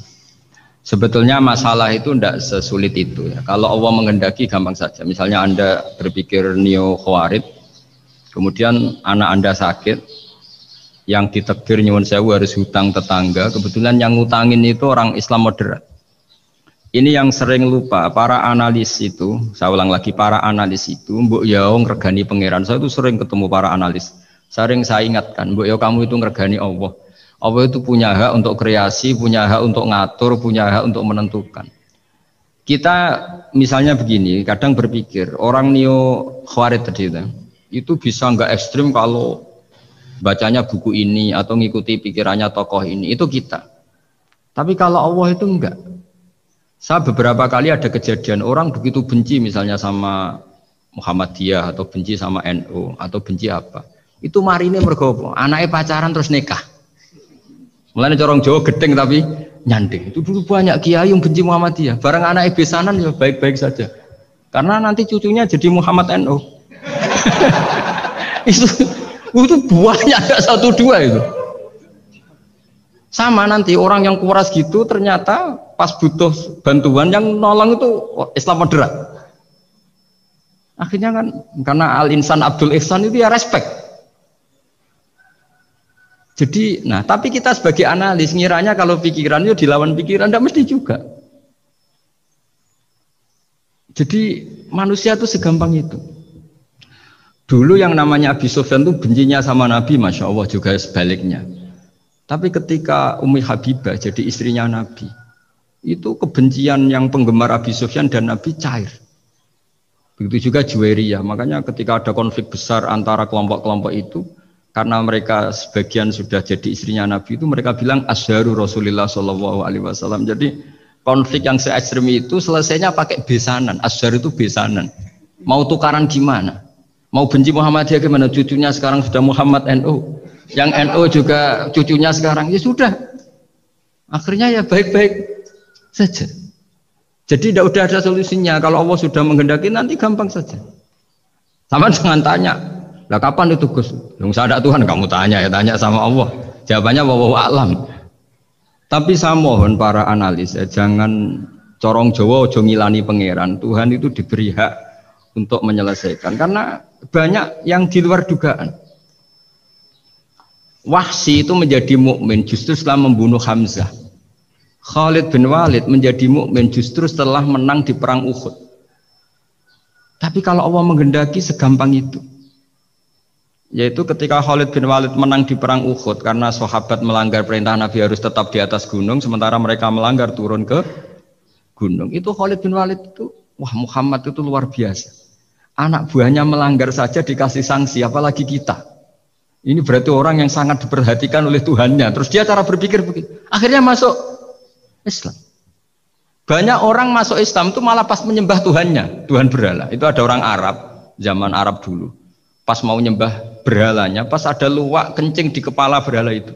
Terus dia, aduh punya Tuhan kok gak keren, gimana? Terus masuk Islam. Jadi dia dapat hidayat pas keliru. Kalau dalam cerita kewalian ya Sunan Kalijogo itu, dia jadi muridnya Sunan Bonang. Kenalan pertama karena begal Sunan Bonang. Pas begal malah jadi murid. Jadi kalau Allah itu punya sekian cara. Kadang kiai itu gak bisa mengislamkan orang, tapi banyak mahasiswa punya pacar non muslim itu yang islamkan pacarnya. Ribet kan kalau sudah mau apa coba itu memang. Ya sudah Allah itu diberi ya tetap Allah sebagai Tuhan itu tidak usah. Mbah Mun itu diantara yang sering dikatakan beliau itu dulu saya juga agak protes dengan tanda kutip, tapi beliau ngendikan ya saya sami'na wa ata'na. Kata beliau gini, hak sok itu sing gawa agama nang Indonesia itu pegawai negeri ya. Yang bawa agama kemana-mana itu pegawai negeri ya. Saya sempat protes. Lah santri bah, mau santri karuan mau santri. Tapi setelah saya jadi kiai, ya bebas. Setelah saya jadi kiai ini kan sudah jadi kiai betul, sudah jadi kiai betul. Tanpa SK kan tadi kiai. Kalau komisaris pakai SK, kalau kiai itu nggak usah SK. Setelah saya jadi kiai itu sering ada tamu dokter, ada tamu tentara, ada tamu pegawai-pegawai negeri. Itu bilang, saya ini dokter, karena saya dokter. Kadang datang di pedalaman Papua, NTT itu kan atas nama dokter, yaitu di puskesmas desa-desa tertinggal. Karena mereka Muslim berkebutuhan Islam, yaitu ada sholat, ada masjid, akhirnya dibikinkan. Dan orang ke sana, orang di sana yang mau apa coba? Wong itu negara. Coba kalau yang datang kita sebagai kiai, dianggap misionaris kan? Artinya Begitu juga di Belanda misalnya atau di New Zealand atau di Jerman. Saya punya banyak kawan yang kerja di kedutaan. Gara-gara persahabatan mereka duta besar, mereka Muslim. Gara-gara Muslim berkebutuhan bikin masjid. Akhirnya di negara-negara non Muslim juga banyak masjid dibikin kedutaan, dibikin mahasiswa. Nah, tapi kalau kita jadi analis, mungkin kita hanya agama ini diajarkan oleh ulama, dibawa oleh santri. Tapi tidak seperti itu. Nyatanya Allah dengan kehendaknya bisa saja menyalurkan agama ini lewat PNS, lewat macam-macam. Jadi Allah itu maha kuasa. Makanya kita ini hanya bersaksi bahwa innallaha ala kulli syai'in qadir. Nah, kita sebagai kiai memang bantu mengenalkan ahkam fikihnya yang detail-detail itu. Tapi kalau menyebarkan Islam itu Allah punya cara. Saya kemarin pas ketemu Habib Quraisy, di antara yang diceritakan itu, orang Inggris itu kadang kenal Islam itu ya lewat Muhammad Salah itu, pemain bola itu. Karena mereka tidak ingin ngamati kiai, yang ingin diamati pemain bola. Jadi pertama, itu orang Prancis itu tidak benci Islam itu gara-gara Zainuddin Yazid Zidane itu. Zizou itu loh, itu namanya Zainuddin Yazid. Yazid Zainuddin, kena bahasa Prancis jadi Zinedine Zidane. Itu dulu imigran dari Aljazair itu dibenci sama orang Prancis. Tapi setelah yang membawa Prancis juara itu adalah seorang Zidane. Itu terus mereka agak benci Islam karena yang membawa kebanggaan Prancis juara dunia. Apalagi kalau nggak salah pas itu ada 3 pemain Muslim Prancis. Orang ngira orang Prancis tidak benci Islam kan nunggu toleransi beragama lewat buku-buku toleran. Ternyata enggak, karena pemain bola aja Pak. Kalau mau mengendaki sampai jurnal-jurnal di Prancis setelah juara dunia, siapa bisa membenci orang Aljazair? Mereka harga kita, mereka martabat kita. Padahal dulu pandang sebelah. Dulu itu orang di Inggris, pemain Inggris itu kalau mau sholat susah, mau puasa susah. Terus mereka ingin minta hak puasa kalau musim puasa. Tapi menjadi mudah di luar dugaan. Manchester City dibeli Sulaiman Al-Fahim. Ya sudah, mau apa coba manajernya yang punya Muslim. Nah, larang sholat tak pecat kan? Ya akhirnya ya malah ada masjid. Pelatihnya kalau ada yang puasa gitu, monggo dari akan mau apa coba. Segampang itu kalau Allah mengubah dunia.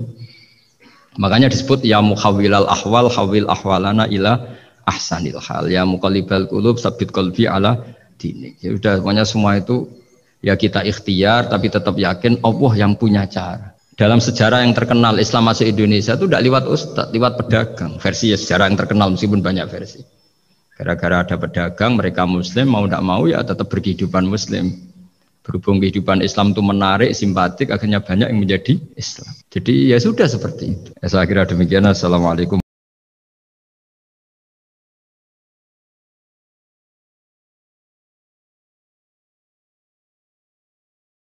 Tidak sholat, tersiksa kalau orang tidak sujud. Loh, kalau beliau seorang raja ngapain mempopulerkan sholat? Maka makna sholat Imaduddin adalah sholat itu tiang agama. Maknanya tiang agama, kamu akan tahu betul kalau dia seorang nabi. Karena apa? Yang diajarkan adalah sholat. Lu coba untungnya apa bagi Nabi Muhammad ketika umat Islam sholat? Kan tidak ada untungnya sama sekali.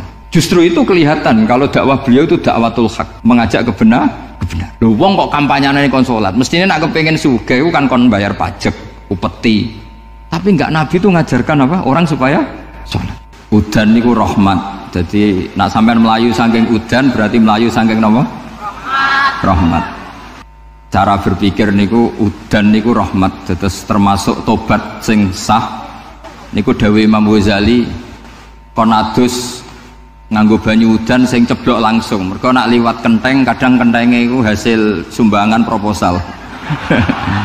Terus mun sing langsung mawon, sing liwat plastik mun mboten mandi niku.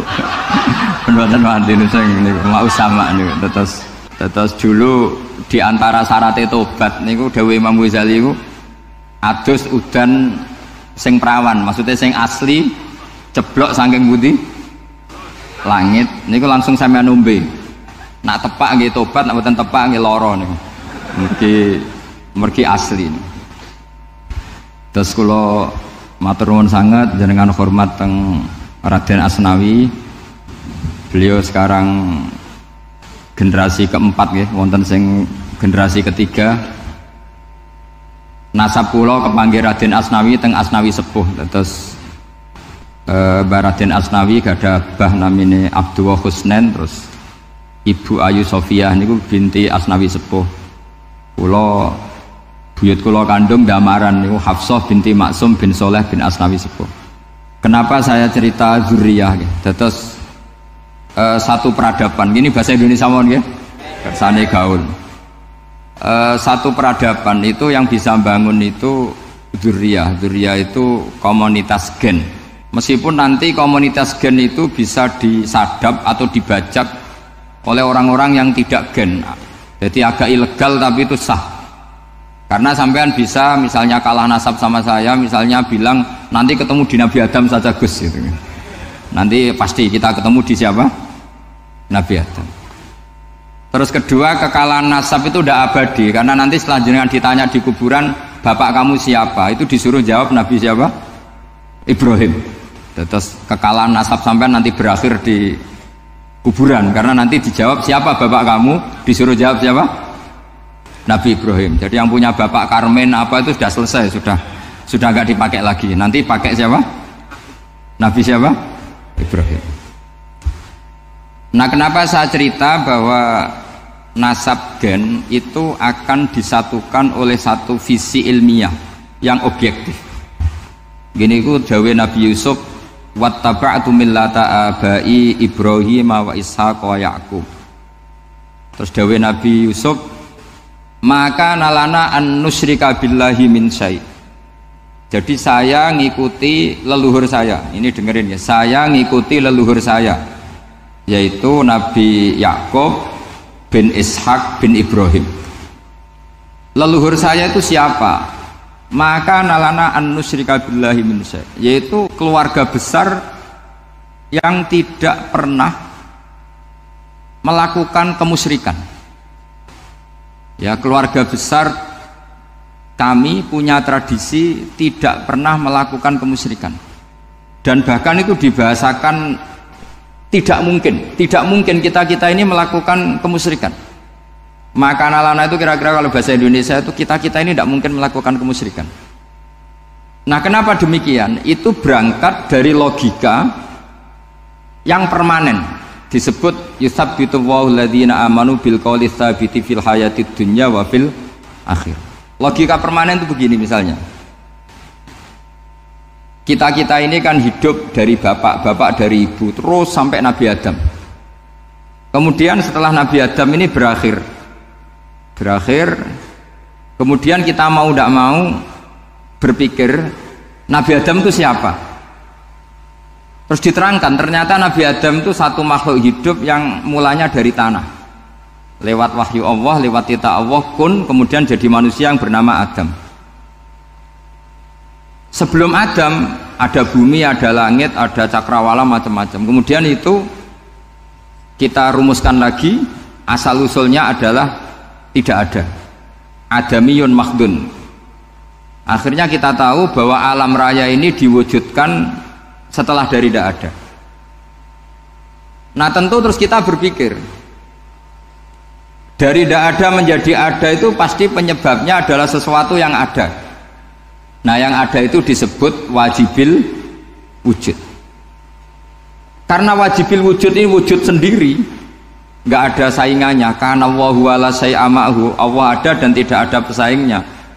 Maka kita ini berpikir nggak mungkin ada kekuatan manapun yang menyamai Allah. Sehingga nggak ada Yesus mungkin menyamai Allah, nggak ada Fir'aun, nggak ada Lata, nggak ada Uzza. Makanya disebut maka nalana an nusyrika billahi min syai'. Kita ini tidak mungkin melakukan kemusyrikan. Sama tidak usah tanya saya, Gus, tapi orang menjadi musyrik itu kan mungkin. Jawabannya itu tetap nggak mungkin. Kemusyrikan itu satu teori yang nggak mungkin. Tapi kalau orang musyrik itu mungkin. Memang akan dilibat. Tapi karena kita kenal Raden Asnawi itu dari sisi ilmiahnya, saya punya banyak kitab beliau. Mungkin saya termasuk pernah duduk yang yang membawa kitab beliau banyak ke Korea. Saya itu beli pesolatan tuh bukan 1-2 sampai 2 kerdus 3 kerdus. Itu mulai dulu, mulai saya ngiyai sampai sekarang tak bawa ke Sragen, ke Solo Tigo, termasuk tak bawa ke Korea.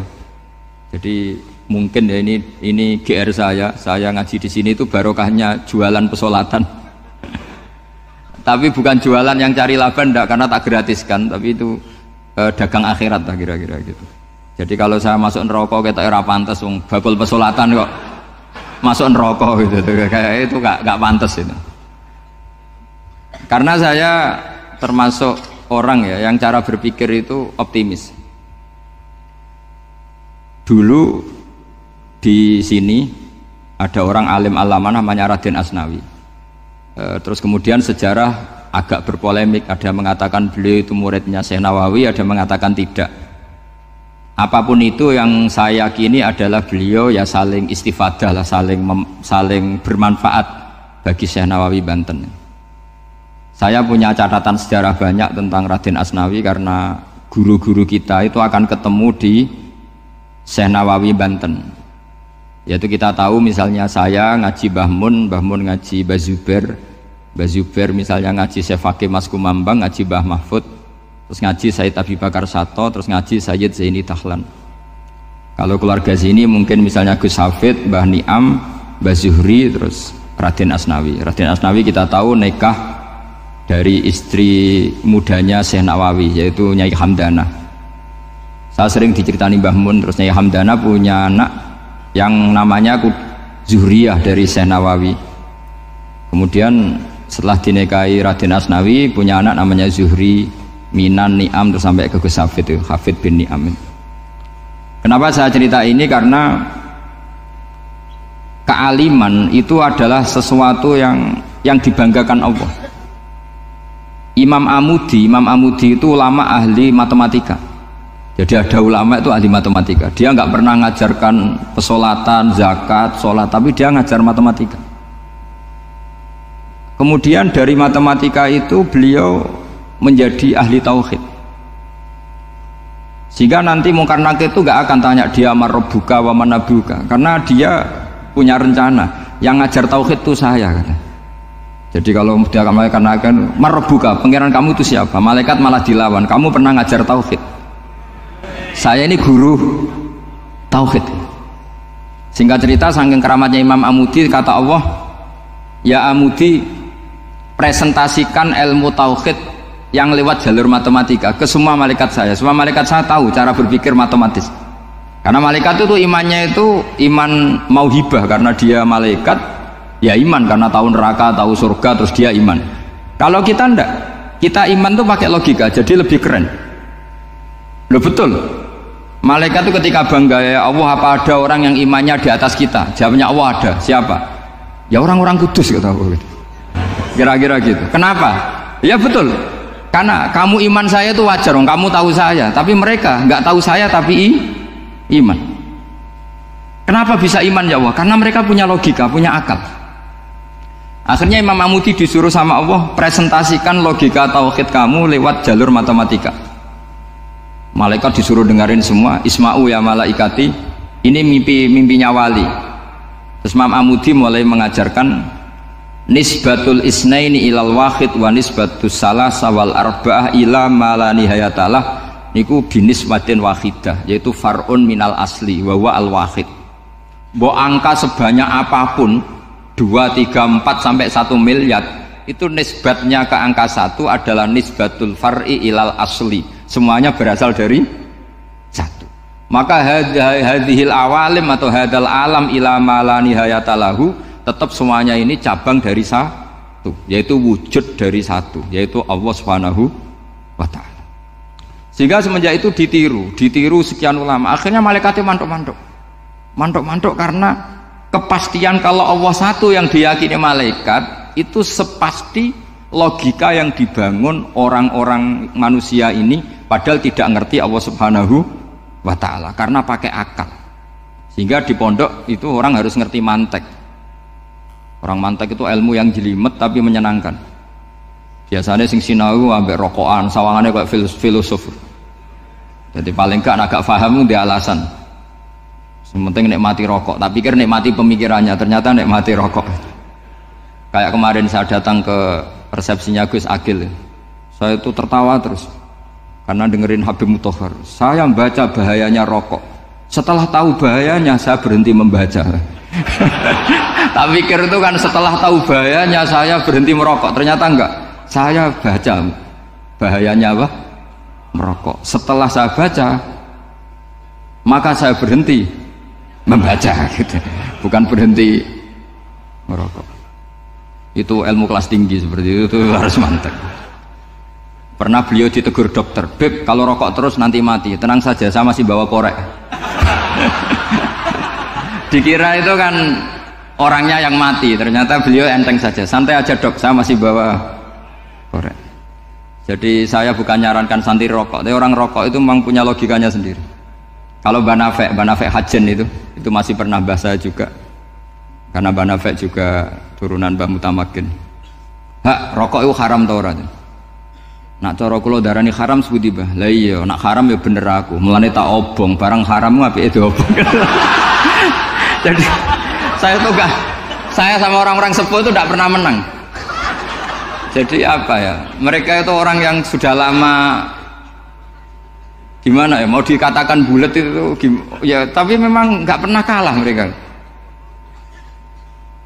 Ada satu kiai, masih misananya Mbak Nafek. Ini rokok 2 katanya. Bagi yang nggak ngerokok berarti membiarkan 2 haram masih. Bagi yang merokok berarti mengurangi haram. Kalah lagi ya. Jadi saya tuh pernah dibully 2 mbah saya, karena 2 mbah saya ini rokok semua. Akhirnya saya sing nom ngalah gitu, karena saya tidak mungkin bilang sing waras ngalah karena kalah sepuh gitu. Jadi ya sudah, mau tidak mau harus bilang sing nom kalah. Tapi yang penting itu kita mendengar. Jadi ternyata sepinter-pinternya kita itu mesti kalah pinter sama yang sepuh-sepuh itu. Jadi kalau tahu bahayanya rokok, lewat membaca ya harus berhenti merokok. Berhenti membaca katanya. Nah, malaikat ini cerita lagi malaikat.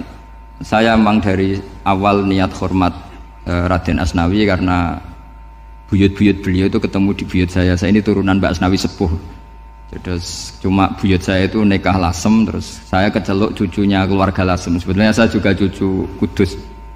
Tapi terus alhamdulillah sekarang kembali karena buyut saya menyuruh saya ngajar di Damaran, terus sampai sekarang saya ngajar di Damaran. Tapi buyut saya itu masih lahir di Damaran. Namanya Mbak Hafsah, itu Hamsah binti Maksum bin Soleh bin Asnawi Sepuh.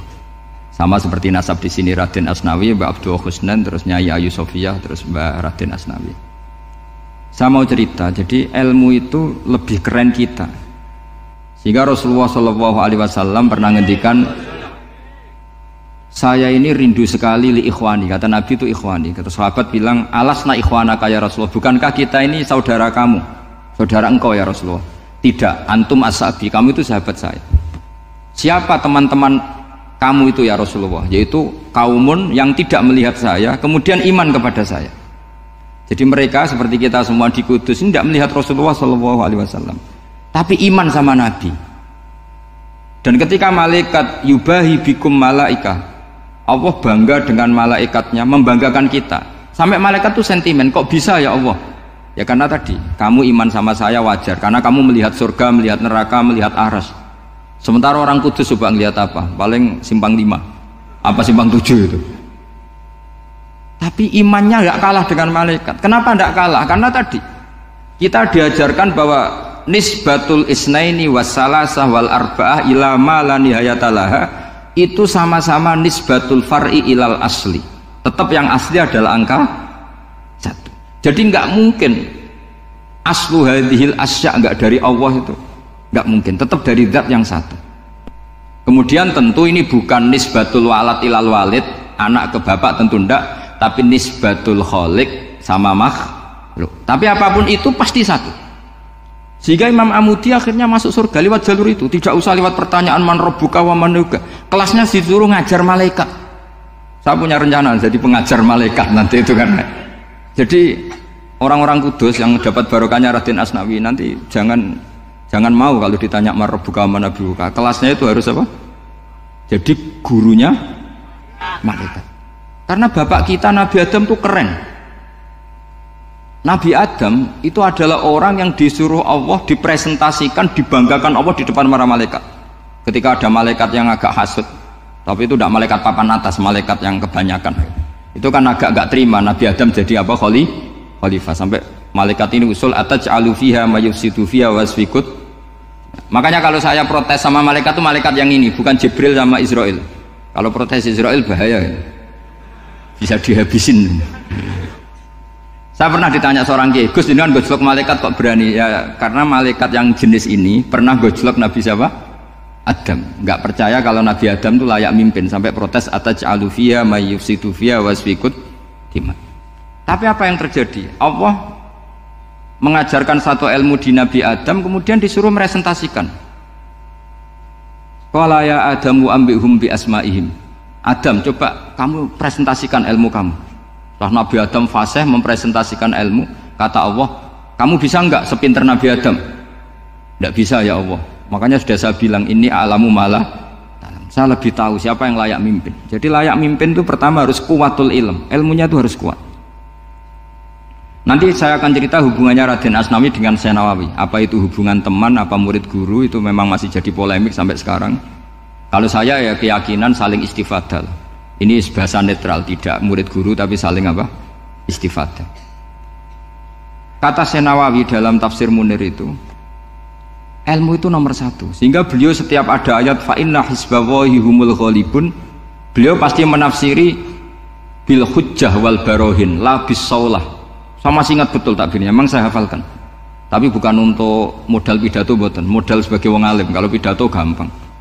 Pidato itu semua orang bisa. Kalau jadi orang alim itu tidak gampang. Lebih susah lagi wong alim buat pidato. Itu kalau nggak pernah mbah saya tidak mau. Karena memang saya terkenal nggak suka pidato. Satu memang nggak bisa. Nomor dua tidak ingin. Nomor tiga ya rugi. Karena pidato itu nasib-nasiban itu. Kalau nasib baik kamu tidak paham itu, wah Gus Ba ilmunya tinggi sehingga kita tidak paham itu kalau nasib baik. Kalau nasibnya tidak baik, nak ngendikan bulat sama paham, itu tepak-tepakan. Dan Syekh Nawawi itu benar, Raden Asnawi juga benar, semua guru-guru kita benar. Karena agama ini sebetulnya bukan masalah negara, tapi masalah logika yang sehat. Uni Soviet itu pernah mengkooptasi Uzbek, Ceknya, Tajikistan, itu 100 tahun. Orang dipaksa ateis. Tapi orang-orang Uzbek, saya sering ketemu lama Uzbek, kadang ketemu di Korea, kadang di Malaysia. Orang-orang Uzbek itu punya basement di bawah tanah. Kemudian di bawah tanah ini mereka ngajarkan tauhid. Ngajarkannya ya gampang. Misalnya ini sesuatu yang ada, iya ini. Ini ada penciptanya enggak? Ya ada. Siapa? Tukang katanya. Yang penting itu nggak ada logika bahwa sesuatu yang ada disebabkan oleh ketiadaan. Lah orang komunis, orang ateis itu orang yang mengatakan alam ini didahului oleh nihilisme, oleh adamiyah. Masuk akal nggak sesuatu yang ada, penciptanya sesuatu yang tidak ada. Sehingga orang anak-anak Uni Soviet itu nggak pernah kepikiran membenarkan ateis, itu nggak pernah. Bareng Uni Soviet ada itu Glasnost Perestroika itu kemudian hancur, semuanya langsung menjadi negara Islam, termasuk Uzbek, Tajikistan, karena diajari ilmu, bahwa ilmu itu yang nggak pernah kalah oleh negara. Sehingga saking pedenya Rasulullah SAW ketika Sulhul Hudaybiyah, ini agak jelimet tapi gampang dicerna. Sulhul Hudaybiyah itu satu perjanjian yang semuanya merugikan Rasulullah. Yaitu kalau orang kafir masuk Islam disuruh kembalikan ke kafir, karena kafir itu bagi mereka habitat, Islam itu hal yang baru. Tapi kalau orang Islam menjadi kafir nggak boleh kembali Islam, berarti kembali ke habitat. Semua perjanjian itu merugikan. Sampai masyhur Sayyidina Umar protes ke Rasulullah, jenengan masih nabi.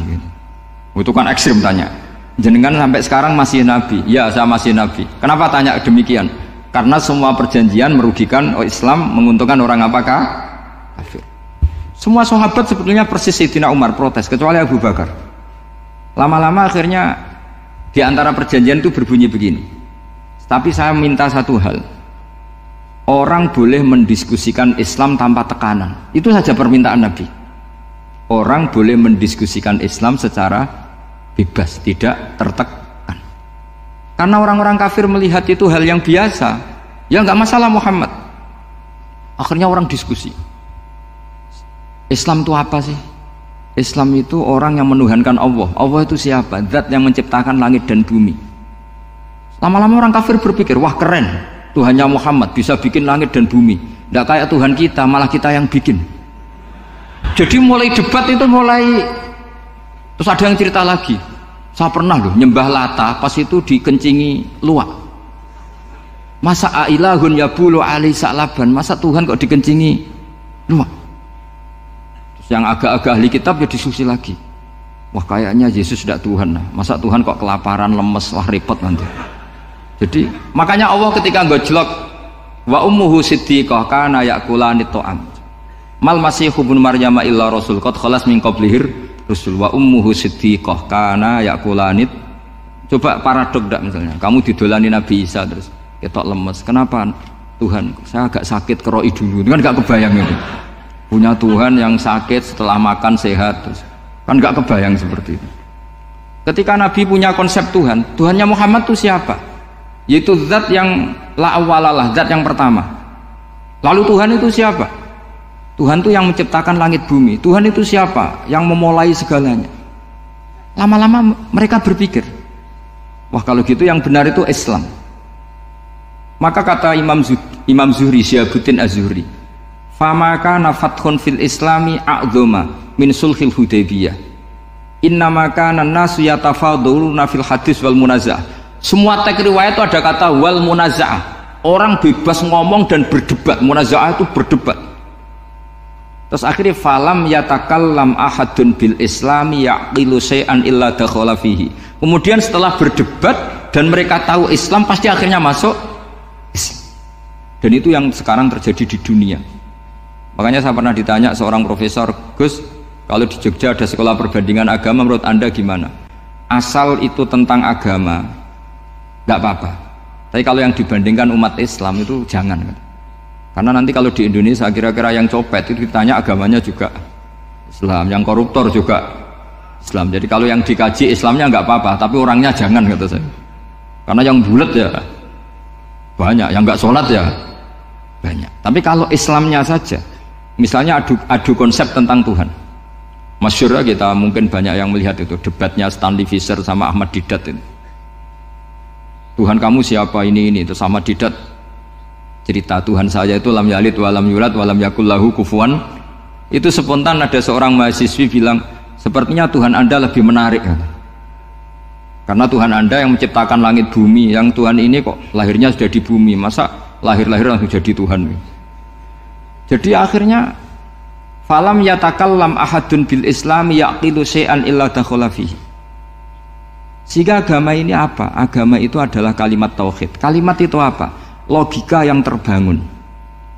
Nah, ketika logika itu terbangun, maka disebut yusabbitu Allahu alladzina amanu bil qaulis tsabit fil hayatid dunya wa fil akhirah. Allah itu akan menetapkan satu kaul, satu presentasi ilmiah atau satu kesimpulan ilmiah. Yang kesimpulan itu nyata benarnya. Dan ini akan nyata terus baik di kehidupan dunia maupun kehidupan apa? Akhir. Seperti Allah sebagai Tuhan. Itu akan nyata terus. Di dunia Allah ya Tuhan, nanti di akhirat juga Tuhan. Tapi Tuhan selain Allah, maka menjadi Tuhan ini nunggu ada yang menuhankan. Misalnya Fir'aun itu jadi Tuhan karena ada yang menuhankan. Sekali dia mati, dia sudah aset wisata, bukan Tuhan lagi. Makanya gojlokannya orang ulama Arab, kalau ketemu ulama Mesir, kalau gojlokan itu lucu. Orang Arab, ada Abu Jahal, Abu Lahab, penggaweane ngusir Nabi gitu. Itu gojlokannya ulama Mesir. Kata ulama Arab, kamu gayanya benci Fir'aun, tapi rizki kamu dari wisata melihat Fir'aun. Itu gojlokannya ulama Arab sama ulama Mesir. Sehingga agama ini mengajarkan apa? Satu kalimat. Makanya kamu harus belajar mantek. Dulu Raden Asnawi ya pengajar mantek. Dulu buyut saya di sini Mbah Fauzan, abahnya Mbah Pah itu, mbahnya itu juga pengajar mantek. Karena di antara yang diceritakan Allah itu wa ja'alaha kalimatam baqiyatan fi aqibih. Tugas utama Nabi Ibrahim adalah menjadikan satu logika Kalimah itu logika, itu menjadi logika yang abadi. Baqiyah itu abadi. Fi aqibi, di anak turunnya Nabi Ibrahim. Misalnya begini, saya beri contoh ya. Misalnya saya mengatakan teh ini hitam, itu menjadi kalimah karena diucapkan, tapi tidak menunjuk hakikat karena tehnya berwarna apa? Kuning. Sehingga Quran kalau menyalahkan orang kafir itu ngendikannya kaburas kalimatan takhruju min afwahihim. Omongannya orang kafir itu menjadi kalimat karena diucapkan dari mulutnya. Kenapa menjadi kalimat? Karena diucapkan tapi tidak menunjuk hakikat. Seperti orang mengatakan 2 ditambah 2 itu 10, itu kalimat, tapi kalimat yang salah karena tidak menunjuk hakikat. Seperti orang kafir mengatakan Tuhan itu 3, itu kalimat karena diucapkan tapi tidak menunjuk hakikat. Tapi ketika seseorang mengatakan Allah itu Tuhan, Tuhan itu satu, itu disebut kalimatu haqqin 'alaiha nahya wa 'alaiha namut. Temeriki tahlilane wa 'alaiha napa wa biha? Wa 'alaiha napa wa biha? Wa 'alaiha ya, ada yang tahlilan wa biha, itu enggak tahu sanadnya dari mana, pokoknya ada yang wa 'alaiha, ada yang biha. Kenapa dikatakan kalimat tauhid? Karena kalimat yang dari kesimpulan berpikir. Dan agama ini dibawa Nabi Ibrahim itu untuk membawa kalimat tauhid.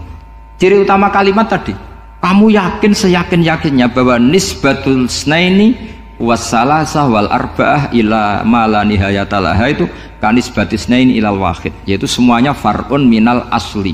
Aslinya adalah wahid.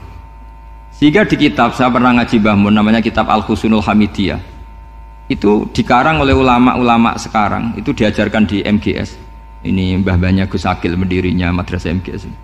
Itu ada gambarnya di situ. Di situ ada gambar piramida, ada gambar hewan, ada gambar pohon.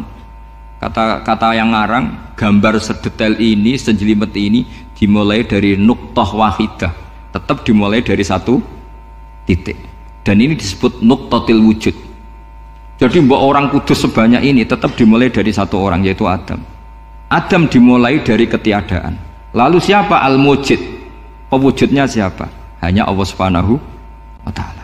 Sehingga ulama-ulama termasuk Syekh Nawawi itu paling suka ngendikan semua makna Quran dikumpulkan di Fatihah, Fatihah dikumpulkan di Bismillah, Bismillah dikumpulkan di Ba, karena di Ba itu ada titik nuqtatil wujud, yaitu disingkat bi kana makana wa bi yakunu ma yakun. Karena saya, kata Allah, semuanya akan ada, dan karena saya yang enggak ada, semuanya suatu saat ada. Disebut nuqtatil wujud. Nah, kita meyakini kalau Allah satu itu seyakin-yakinnya, karena nggak mungkin angka nggak dimulai dari angka satu. Begitu juga gambar seapapun julumete.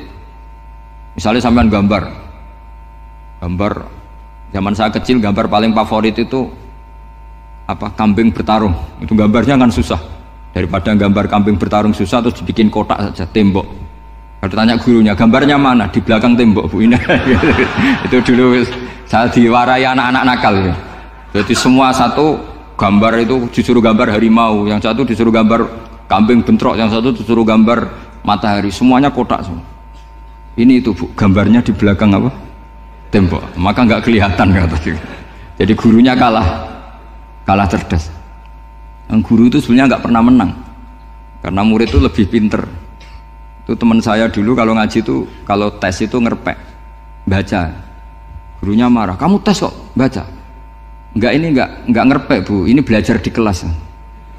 Katanya belajar kapan saja di mana saja. Acuh. Jadi apa ya, orang itu kadang yang salah itu lebih masuk akal kadang-kadang ini. Saya teruskan ya supaya ini dapat barokahnya Raden apa? Asnani. Saya mohon sekali ya, kalimatu haqqin itu harus kamu jaga. Caranya jaga ya tadi. Kalau kamu tidak bisa ilmu mantek, misalnya al-alam mutaghayyir wa kullu mutaghayyir hadis la budda min muhdits, itu kan jelimetan. Pakai saja teori umum bahwa gambar apapun jelimetnya itu dimulai dari satu titik. Karena nggak bisa, nggak dimulai dari satu titik, tidak bisa. Maka alam apapun jumlahnya nggak terhingga tetap dimulai dari al-wahidul qahar, yaitu satu titik. Yaitu dalam konteks tauhid tentu itu Allah Subhanahu wa ta'ala. Sehingga Nabi Ibrahim itu orang paling sukses bikin waja'alaha kalimatam baqiyatan fi aqibi. Terus Nabi Muhammad begitu, sahabat gitu, sampai kita sekarang diajari ilmu mantek. Ilmu mantek itu logika yang nggak terbantahkan. Karena mau tidak mau, Kata Imam Syafi'i, fa innal uqula muttarratun ila qabulil haq, karena akal akan dipaksa menerima kebenaran. Dan itu yang terjadi di Uni Soviet. Dikooptasi 100 tahun untuk berfaham ateis, dilawan oleh ilmu, tetap menanamkan ilmu tauhid, ilmu mantek. Ketika Uni Soviet secara politik runtuh, semuanya menjadi muslim, termasuk negara-negara yang dulu dikooptasi. Maka kamu tidak usah kecil hati di Indonesia, apapun rusaknya negara ini, asal kita cara bertauhid benar, insya Allah tetap meninggal husnul khotimah. Karena sudah janjinya Allah, yusabbitu walladzina amanu bil qaulits tsabit. Sing jelas itu nomor satu tuh al qaulits tsabit. Memang itu logika yang masuk akal. Jadi jangan kira semua orang ditanya amar rabbuka, enggak. Banyak ulama yang enggak ditanya, masyhur itu dalam cerita keramat-keramat. Ada guru tauhid ngajarin tauhid. Setelah ditanya mungkar nakir, Imam Malik datang. Kamu nanya ini, man rabbuka man nabiyuka, kamu tahu ini guru Umul Barohin yang tukang ngaji tauhid. Guru tauhid kok ditanya apa? Tauhid. Malaikatnya enggak jadi tanya. Dan saya percaya cerita-cerita seperti itu karena secara umum itu ala inna auliya Allahi la khaufun alaihim walahum yahzanun lahumul busyra fil hayatid dunya wa fil akhirah. Artinya kalau wali itu kok ditanya mungkar nakir berarti ngalami ketakutan. Karena di situ kan digambarkan mungkar nakir itu sewangar, bawa godam. Kalau yang tanya nggak bisa dipukul sampai ajur sak walang-walang. Pokoknya ceritanya kan seru seperti itu. Lalu itu kalau betul begitu terus ayat la khaufun alaihim walahum yahzanun kayak apa? Makanya dalam kitab Nasaihul Ibad itu ada cerita ini. Sampean boleh nggak sependapat dengan saya, tapi semoga nasib sampean nanti digebuki malaikat. Karena orang itu akan mengalami seperti yang dirasakan. Ana indadzoni abdibi. Saya tidak bayangkan akan mengalami itu. Makanya saya ini ngajar tauhid terus. Paling tidak kalau ditanya marbuka manabuka, sampean tahu profesi saya. Saya ini pengajar tauhid. Dan biji saya 9. Dulu saya di MGS, kalau ada teman bijinya tauhid kok 4, terus ke ahli swarga, tauhidnya jeblok. Dari kalau bijinya 4 terus ke ahli swarga, tauhidnya apa? Jeblok. Tapi yang bijinya 9, ahli swarga, tauhidnya itu saya dulu bijinya 9. Terus 9 terus sampai tamat. Karena nggak ada biji 10. Karena kalau 10 itu kan terlalu sempurna, nggak baik lah manusia kok sempurna gitu. Jadi sudah 9 aja kan gitu. Tapi sebetulnya pantasnya ya dapat 10. Mergo saake, mergo tenan enggak tahu saya. Di Nasaihul Ibad itu ada cerita gini dan saya percaya itu. Di sarahnya itu. Juga di sarah apa itu yang di sarah Syekh Nawawi itu. Pokoknya saya kalau ingat Raden Asnawi pasti ingat Syekh Nawawi. Saya tidak memastikan apa murid guru apa saling istifadah, yang jelas itu teman dekat, teman fil ilm. Sayyidina Ali itu pernah minta kasaf sama Allah. Saya percaya tidak semua orang ngalami marbuka ditanya itu. Ya Allah, saya minta kasaf itu ngerti alam gaib. Ingin tahu Umar. Jadi diam-diam Sayyidina Ali itu ya mangkal sama Sayyidina. Wong kok kerase ngono. Angger wong kok tahu disentak, jajal wani nyentak malaikat ora, itu kata Sayyidina. Jadi dia minta kasaf karena kenangannya dia melihat Umar itu semua orang pernah disentak sama Sayyidina Umar itu. Maka Sayyidina Ali minta kasaf, ya Allah saya ingin melihat Umar menghadapi mungkar nakir. Masih garangkah apa enggak? Itu dah itu minta kasaf. Pas kasaf beliau bangun dari kubur, duduk, dilihat sama Sayyidina Ali ini ngalami kasaf. Sama ndak usah tanya, ndak wali kok tanya, ya sudah pokoknya percaya aja. Akhirnya malaikat mungkar nakir datang. Itu di situ digambarkan matanya itu kalkidril mughalla, kayak apa itu panci yang dibakar. Wah, soal seru. Seneng Sayyidina Ali. Baru ini kamu akan takut gitu. Tadi ternyata enggak, Umar bangkit disewentak orang tua itu. Kamu tahu menghadapi siapa? Yang sopan. Wah, sontak. Kuwaget malaikatnya itu karena nggak pernah ngalami disentak. Mungkin itu pertama. Kuwaget. Memangnya kamu siapa? Saya ini teman kekasih Tuhanmu. Saya yang diandalkan temannya sebenarnya bukan dia. Ana sohibu habibillah. Saya ini temannya kekasihnya Allah. Jadi dia mengandalkan temannya sebetulnya, bukan mengandalkan dirinya. Oh, kamu temannya Nabi Muhammad? Iya, saya Umar, temannya Nabi Muhammad. Kamu harus hormat sama temannya kekasih Allah. Wah, terus mulai itu. Akhirnya matur Allah, ya Allah, apakah prosedur seperti ini bisa dinego? Terus sama Allah, oh iya katanya, kamu kalau menghadapi kekasih saya jangan seperti itu katanya. Semenjak itu beliau sopan santun, dua mungkar nakir katanya. Jadi ini berita gembira. Jadi sebetulnya itu enggak. Tapi kita ini kan enggak punya nyali nyentak mungkar nakir. Semoga dengan gelar kita doktor tafsir, doktor tauhid gitu, atau paling enggak guru kutsiyah tauhid gitu. Atau siswa terbaik dalam materi tauhid. Itu harus kamu bawa status. Jadi sehingga nanti ini saya ranking 1 tauhid, masa masih ditanya marbuka waman nabiuka. Dan itu menurut saya sah. Sama nggak usah protes takbirin tiga, susah usah takbiran.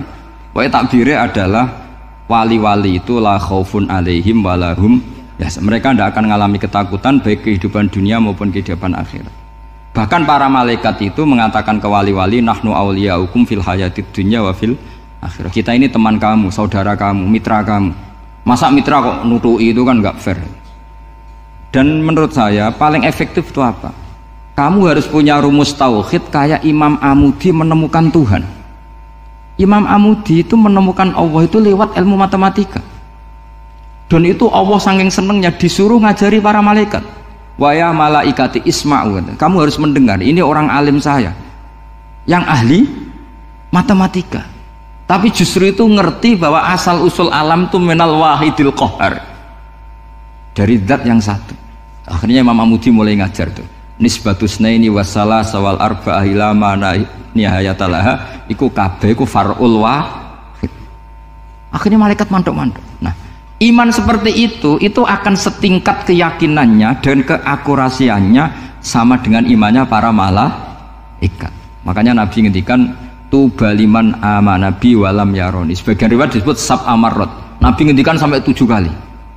Benar-benar keren orang yang tidak melihat saya kemudian iman kepada apa yang bisa menemukan itu hanya akal. Misalnya contoh paling gampang ya yang dialami para ulama, ya saya ulang lagi, yang dialami para ulama ketika menemukan ilmu ya yang menjadikan mereka mahabbah Rasulullah Shallallahu Alaihi Wasallam. Nabi itu paling suka itu sholat. Nabi itu paling senang sama sholat. Wa qurratu aini fi sholat. Terus beliau ngendikan as-sholatu imaduddin. Terus beliau kalau muji sholat itu sundul langit. Sampai beliau kalau banyak masalah itu bilang ke Bilal, arikhna ya Bilal, saya kasih istirahat. Itu maknanya mau sholat. Semuanya sholat. Pertanyaannya adalah, apakah mungkin seorang raja yang ambisi jadi raja, kemudian yang dikampanyakan adalah orang supaya sholat? Tentu kalau Nabi seorang raja, beliau akan kampanye gimana? Narik upeti kayak apa, narik pajak kayak apa, biar Nabi kaya. Enggak. Nabi itu paling tersiksa kalau orang tidak sholat, tersiksa kalau orang tidak sujud. Loh, kalau beliau seorang raja, ngapain mempopulerkan sholat? Maka makna sholat imaduddin adalah sholat itu tiang agama. Maknanya tiang agama, kamu akan tahu betul kalau dia seorang Nabi. Karena apa? Yang diajarkan adalah sholat. Loh, coba untungnya apa bagi Nabi Muhammad ketika umat Islam sholat? Kan tidak ada untungnya sama sekali. Justru itu kelihatan kalau dakwah beliau itu dakwatul haq, mengajak kebenaran. Loh, wong kok kampanyane kon salat, mestine nak kepengin sugih kan kon bayar pajak, upeti. Tapi enggak, Nabi itu ngajarkan apa? Orang supaya salat. Dan ini diimplementasikan sama Raden Asnawi. Beliau ngarang pesolatan. Orang sealim itu yang dikarang pesolatan. Makanya saya itu kagum. Saya saksinya banyak. Tanya murid-murid saya kalau beli pesolatan saya kerdus. Saya kirim ke Korea terus ke pedalaman-pedalaman itu. Karena saya butuh pesolatan. Bahwa orientasi kita itu sholat. Sehingga wali-wali itu dulu, saya berkali-kali cerita kalau ngaji, wali-wali dulu itu kalau ditawarin Allah masuk surga itu tanyanya satu, ya Allah di surga ada sholat enggak? Kalau enggak ada saya enggak mau. Kalau sampean pasti enggak tanya gitu, pasti itu sudah ada. Sampean malah gini, enak mlebu swarga ora usah sholat mesti gitu. Sudah, jadi sudah lama sekali nganggap sholat itu problem. Dan itu berat masuk surga kalau begitu terus, itu berat. Itu pertanyaannya gitu. Karena alam rohani kita, saya ulang lagi, alam rohani kita itu tidak kebayang kalau kita hanya nyuwun sewu nikmati secara seksual, secara biologis. Makanya ada ulama ditanya, kenapa sholat itu lebih indah ketimbang nikmat al-wiqa misalnya, nikmatnya hubungan biologis? Jawabnya ulama itu gini, lucu, jawabannya sederhana. Nikmatnya kamu punya anak itu apa? Jawabnya ulama itu lucu. Kalau sakit dia sembuh, kalau hilang dia datang. Saya ulang lagi ya, kalau sakit dia sembuh, kalau hilang dia datang. Sekarang orang tua yang punya anak sakit koma di UGD atau di emergency, itu senangnya tuh mengalahkan kesenangan apa saja. Kira-kira orang yang berhubungan intim atau yang hubungan biologis dengan orang yang sedang anaknya sembuh dari koma, senengnya seneng mana? Seneng yang melihat anaknya sembuh dari koma. Senikmat apapun hubungan biologis, seneng anaknya yang hilang ketemu. Nah, kalau anak ketemu saja orang seseneng itu, apalagi kita di surga, ketemu zat yang lama kita sembah, yang lama kita rindukan, yang lama kita rindu, kemudian ketemu di surga, maka tidak ada artinya surga tanpa melihat Allah Subhanahu wa Ta'ala. Memang harus dijelaskan secara rohani. Akhirnya orang ngerti bahwa nikmat tertinggi di surga adalah melihat Allah Subhanahu wa Ta'ala. Karena kalau anak-anak muda mungkin protes, ya enggak, ya enak kumpul sama widadari gini-gini. Wah itu kan yang trauma bojone jelek gitu. Wah itu yang bojone jelek mesti kesusu masuk surga karena itu sudah jelek, cerewet, nggak mati-mati kan gitu. Terus dia ingin masuk surga mesti niatnya welek, mesti pikiran pertama itu kumpul widadari. Tapi ada ulama yang bikin analogi tadi, misalnya istri kamu cantik, kemudian anak kamu sakit, koma. Hubungan dengan istri sama dengar berita anak kamu sembuh, seneng mana? Seneng anak sembuh. Sama anak yang hilang, seneng mana? Anak yang hilang ketemu. Maka terus ulama bisa menjelaskan itu. Kalau orang ketemu anaknya seseneng itu, apalagi ini ketemu Tuhannya yang bertahun-tahun disembah, kemudian tidak pernah melihat. Di surga itu nanti kita melihat Allah Subhanahu. Makanya Allah begitu bangganya mempromosikan surga. Surga itu apa? Surga itu wujuhu yauma idzin nadhirah ila rabbiha nadhirah, yaitu wajah-wajah berseri-seri dan melihat Allah. Itu tanpa dijelaskan seperti ini Anda akan janggal, enaknya di mana? Tapi setelah dijelaskan detail gini oleh ulama, maka kita akan tahu an-ni'matul uzma sing enggak ada perbandingannya adalah nikmat masuk apa? Surga karena melihat Allah Subhanahu wa Ta'ala.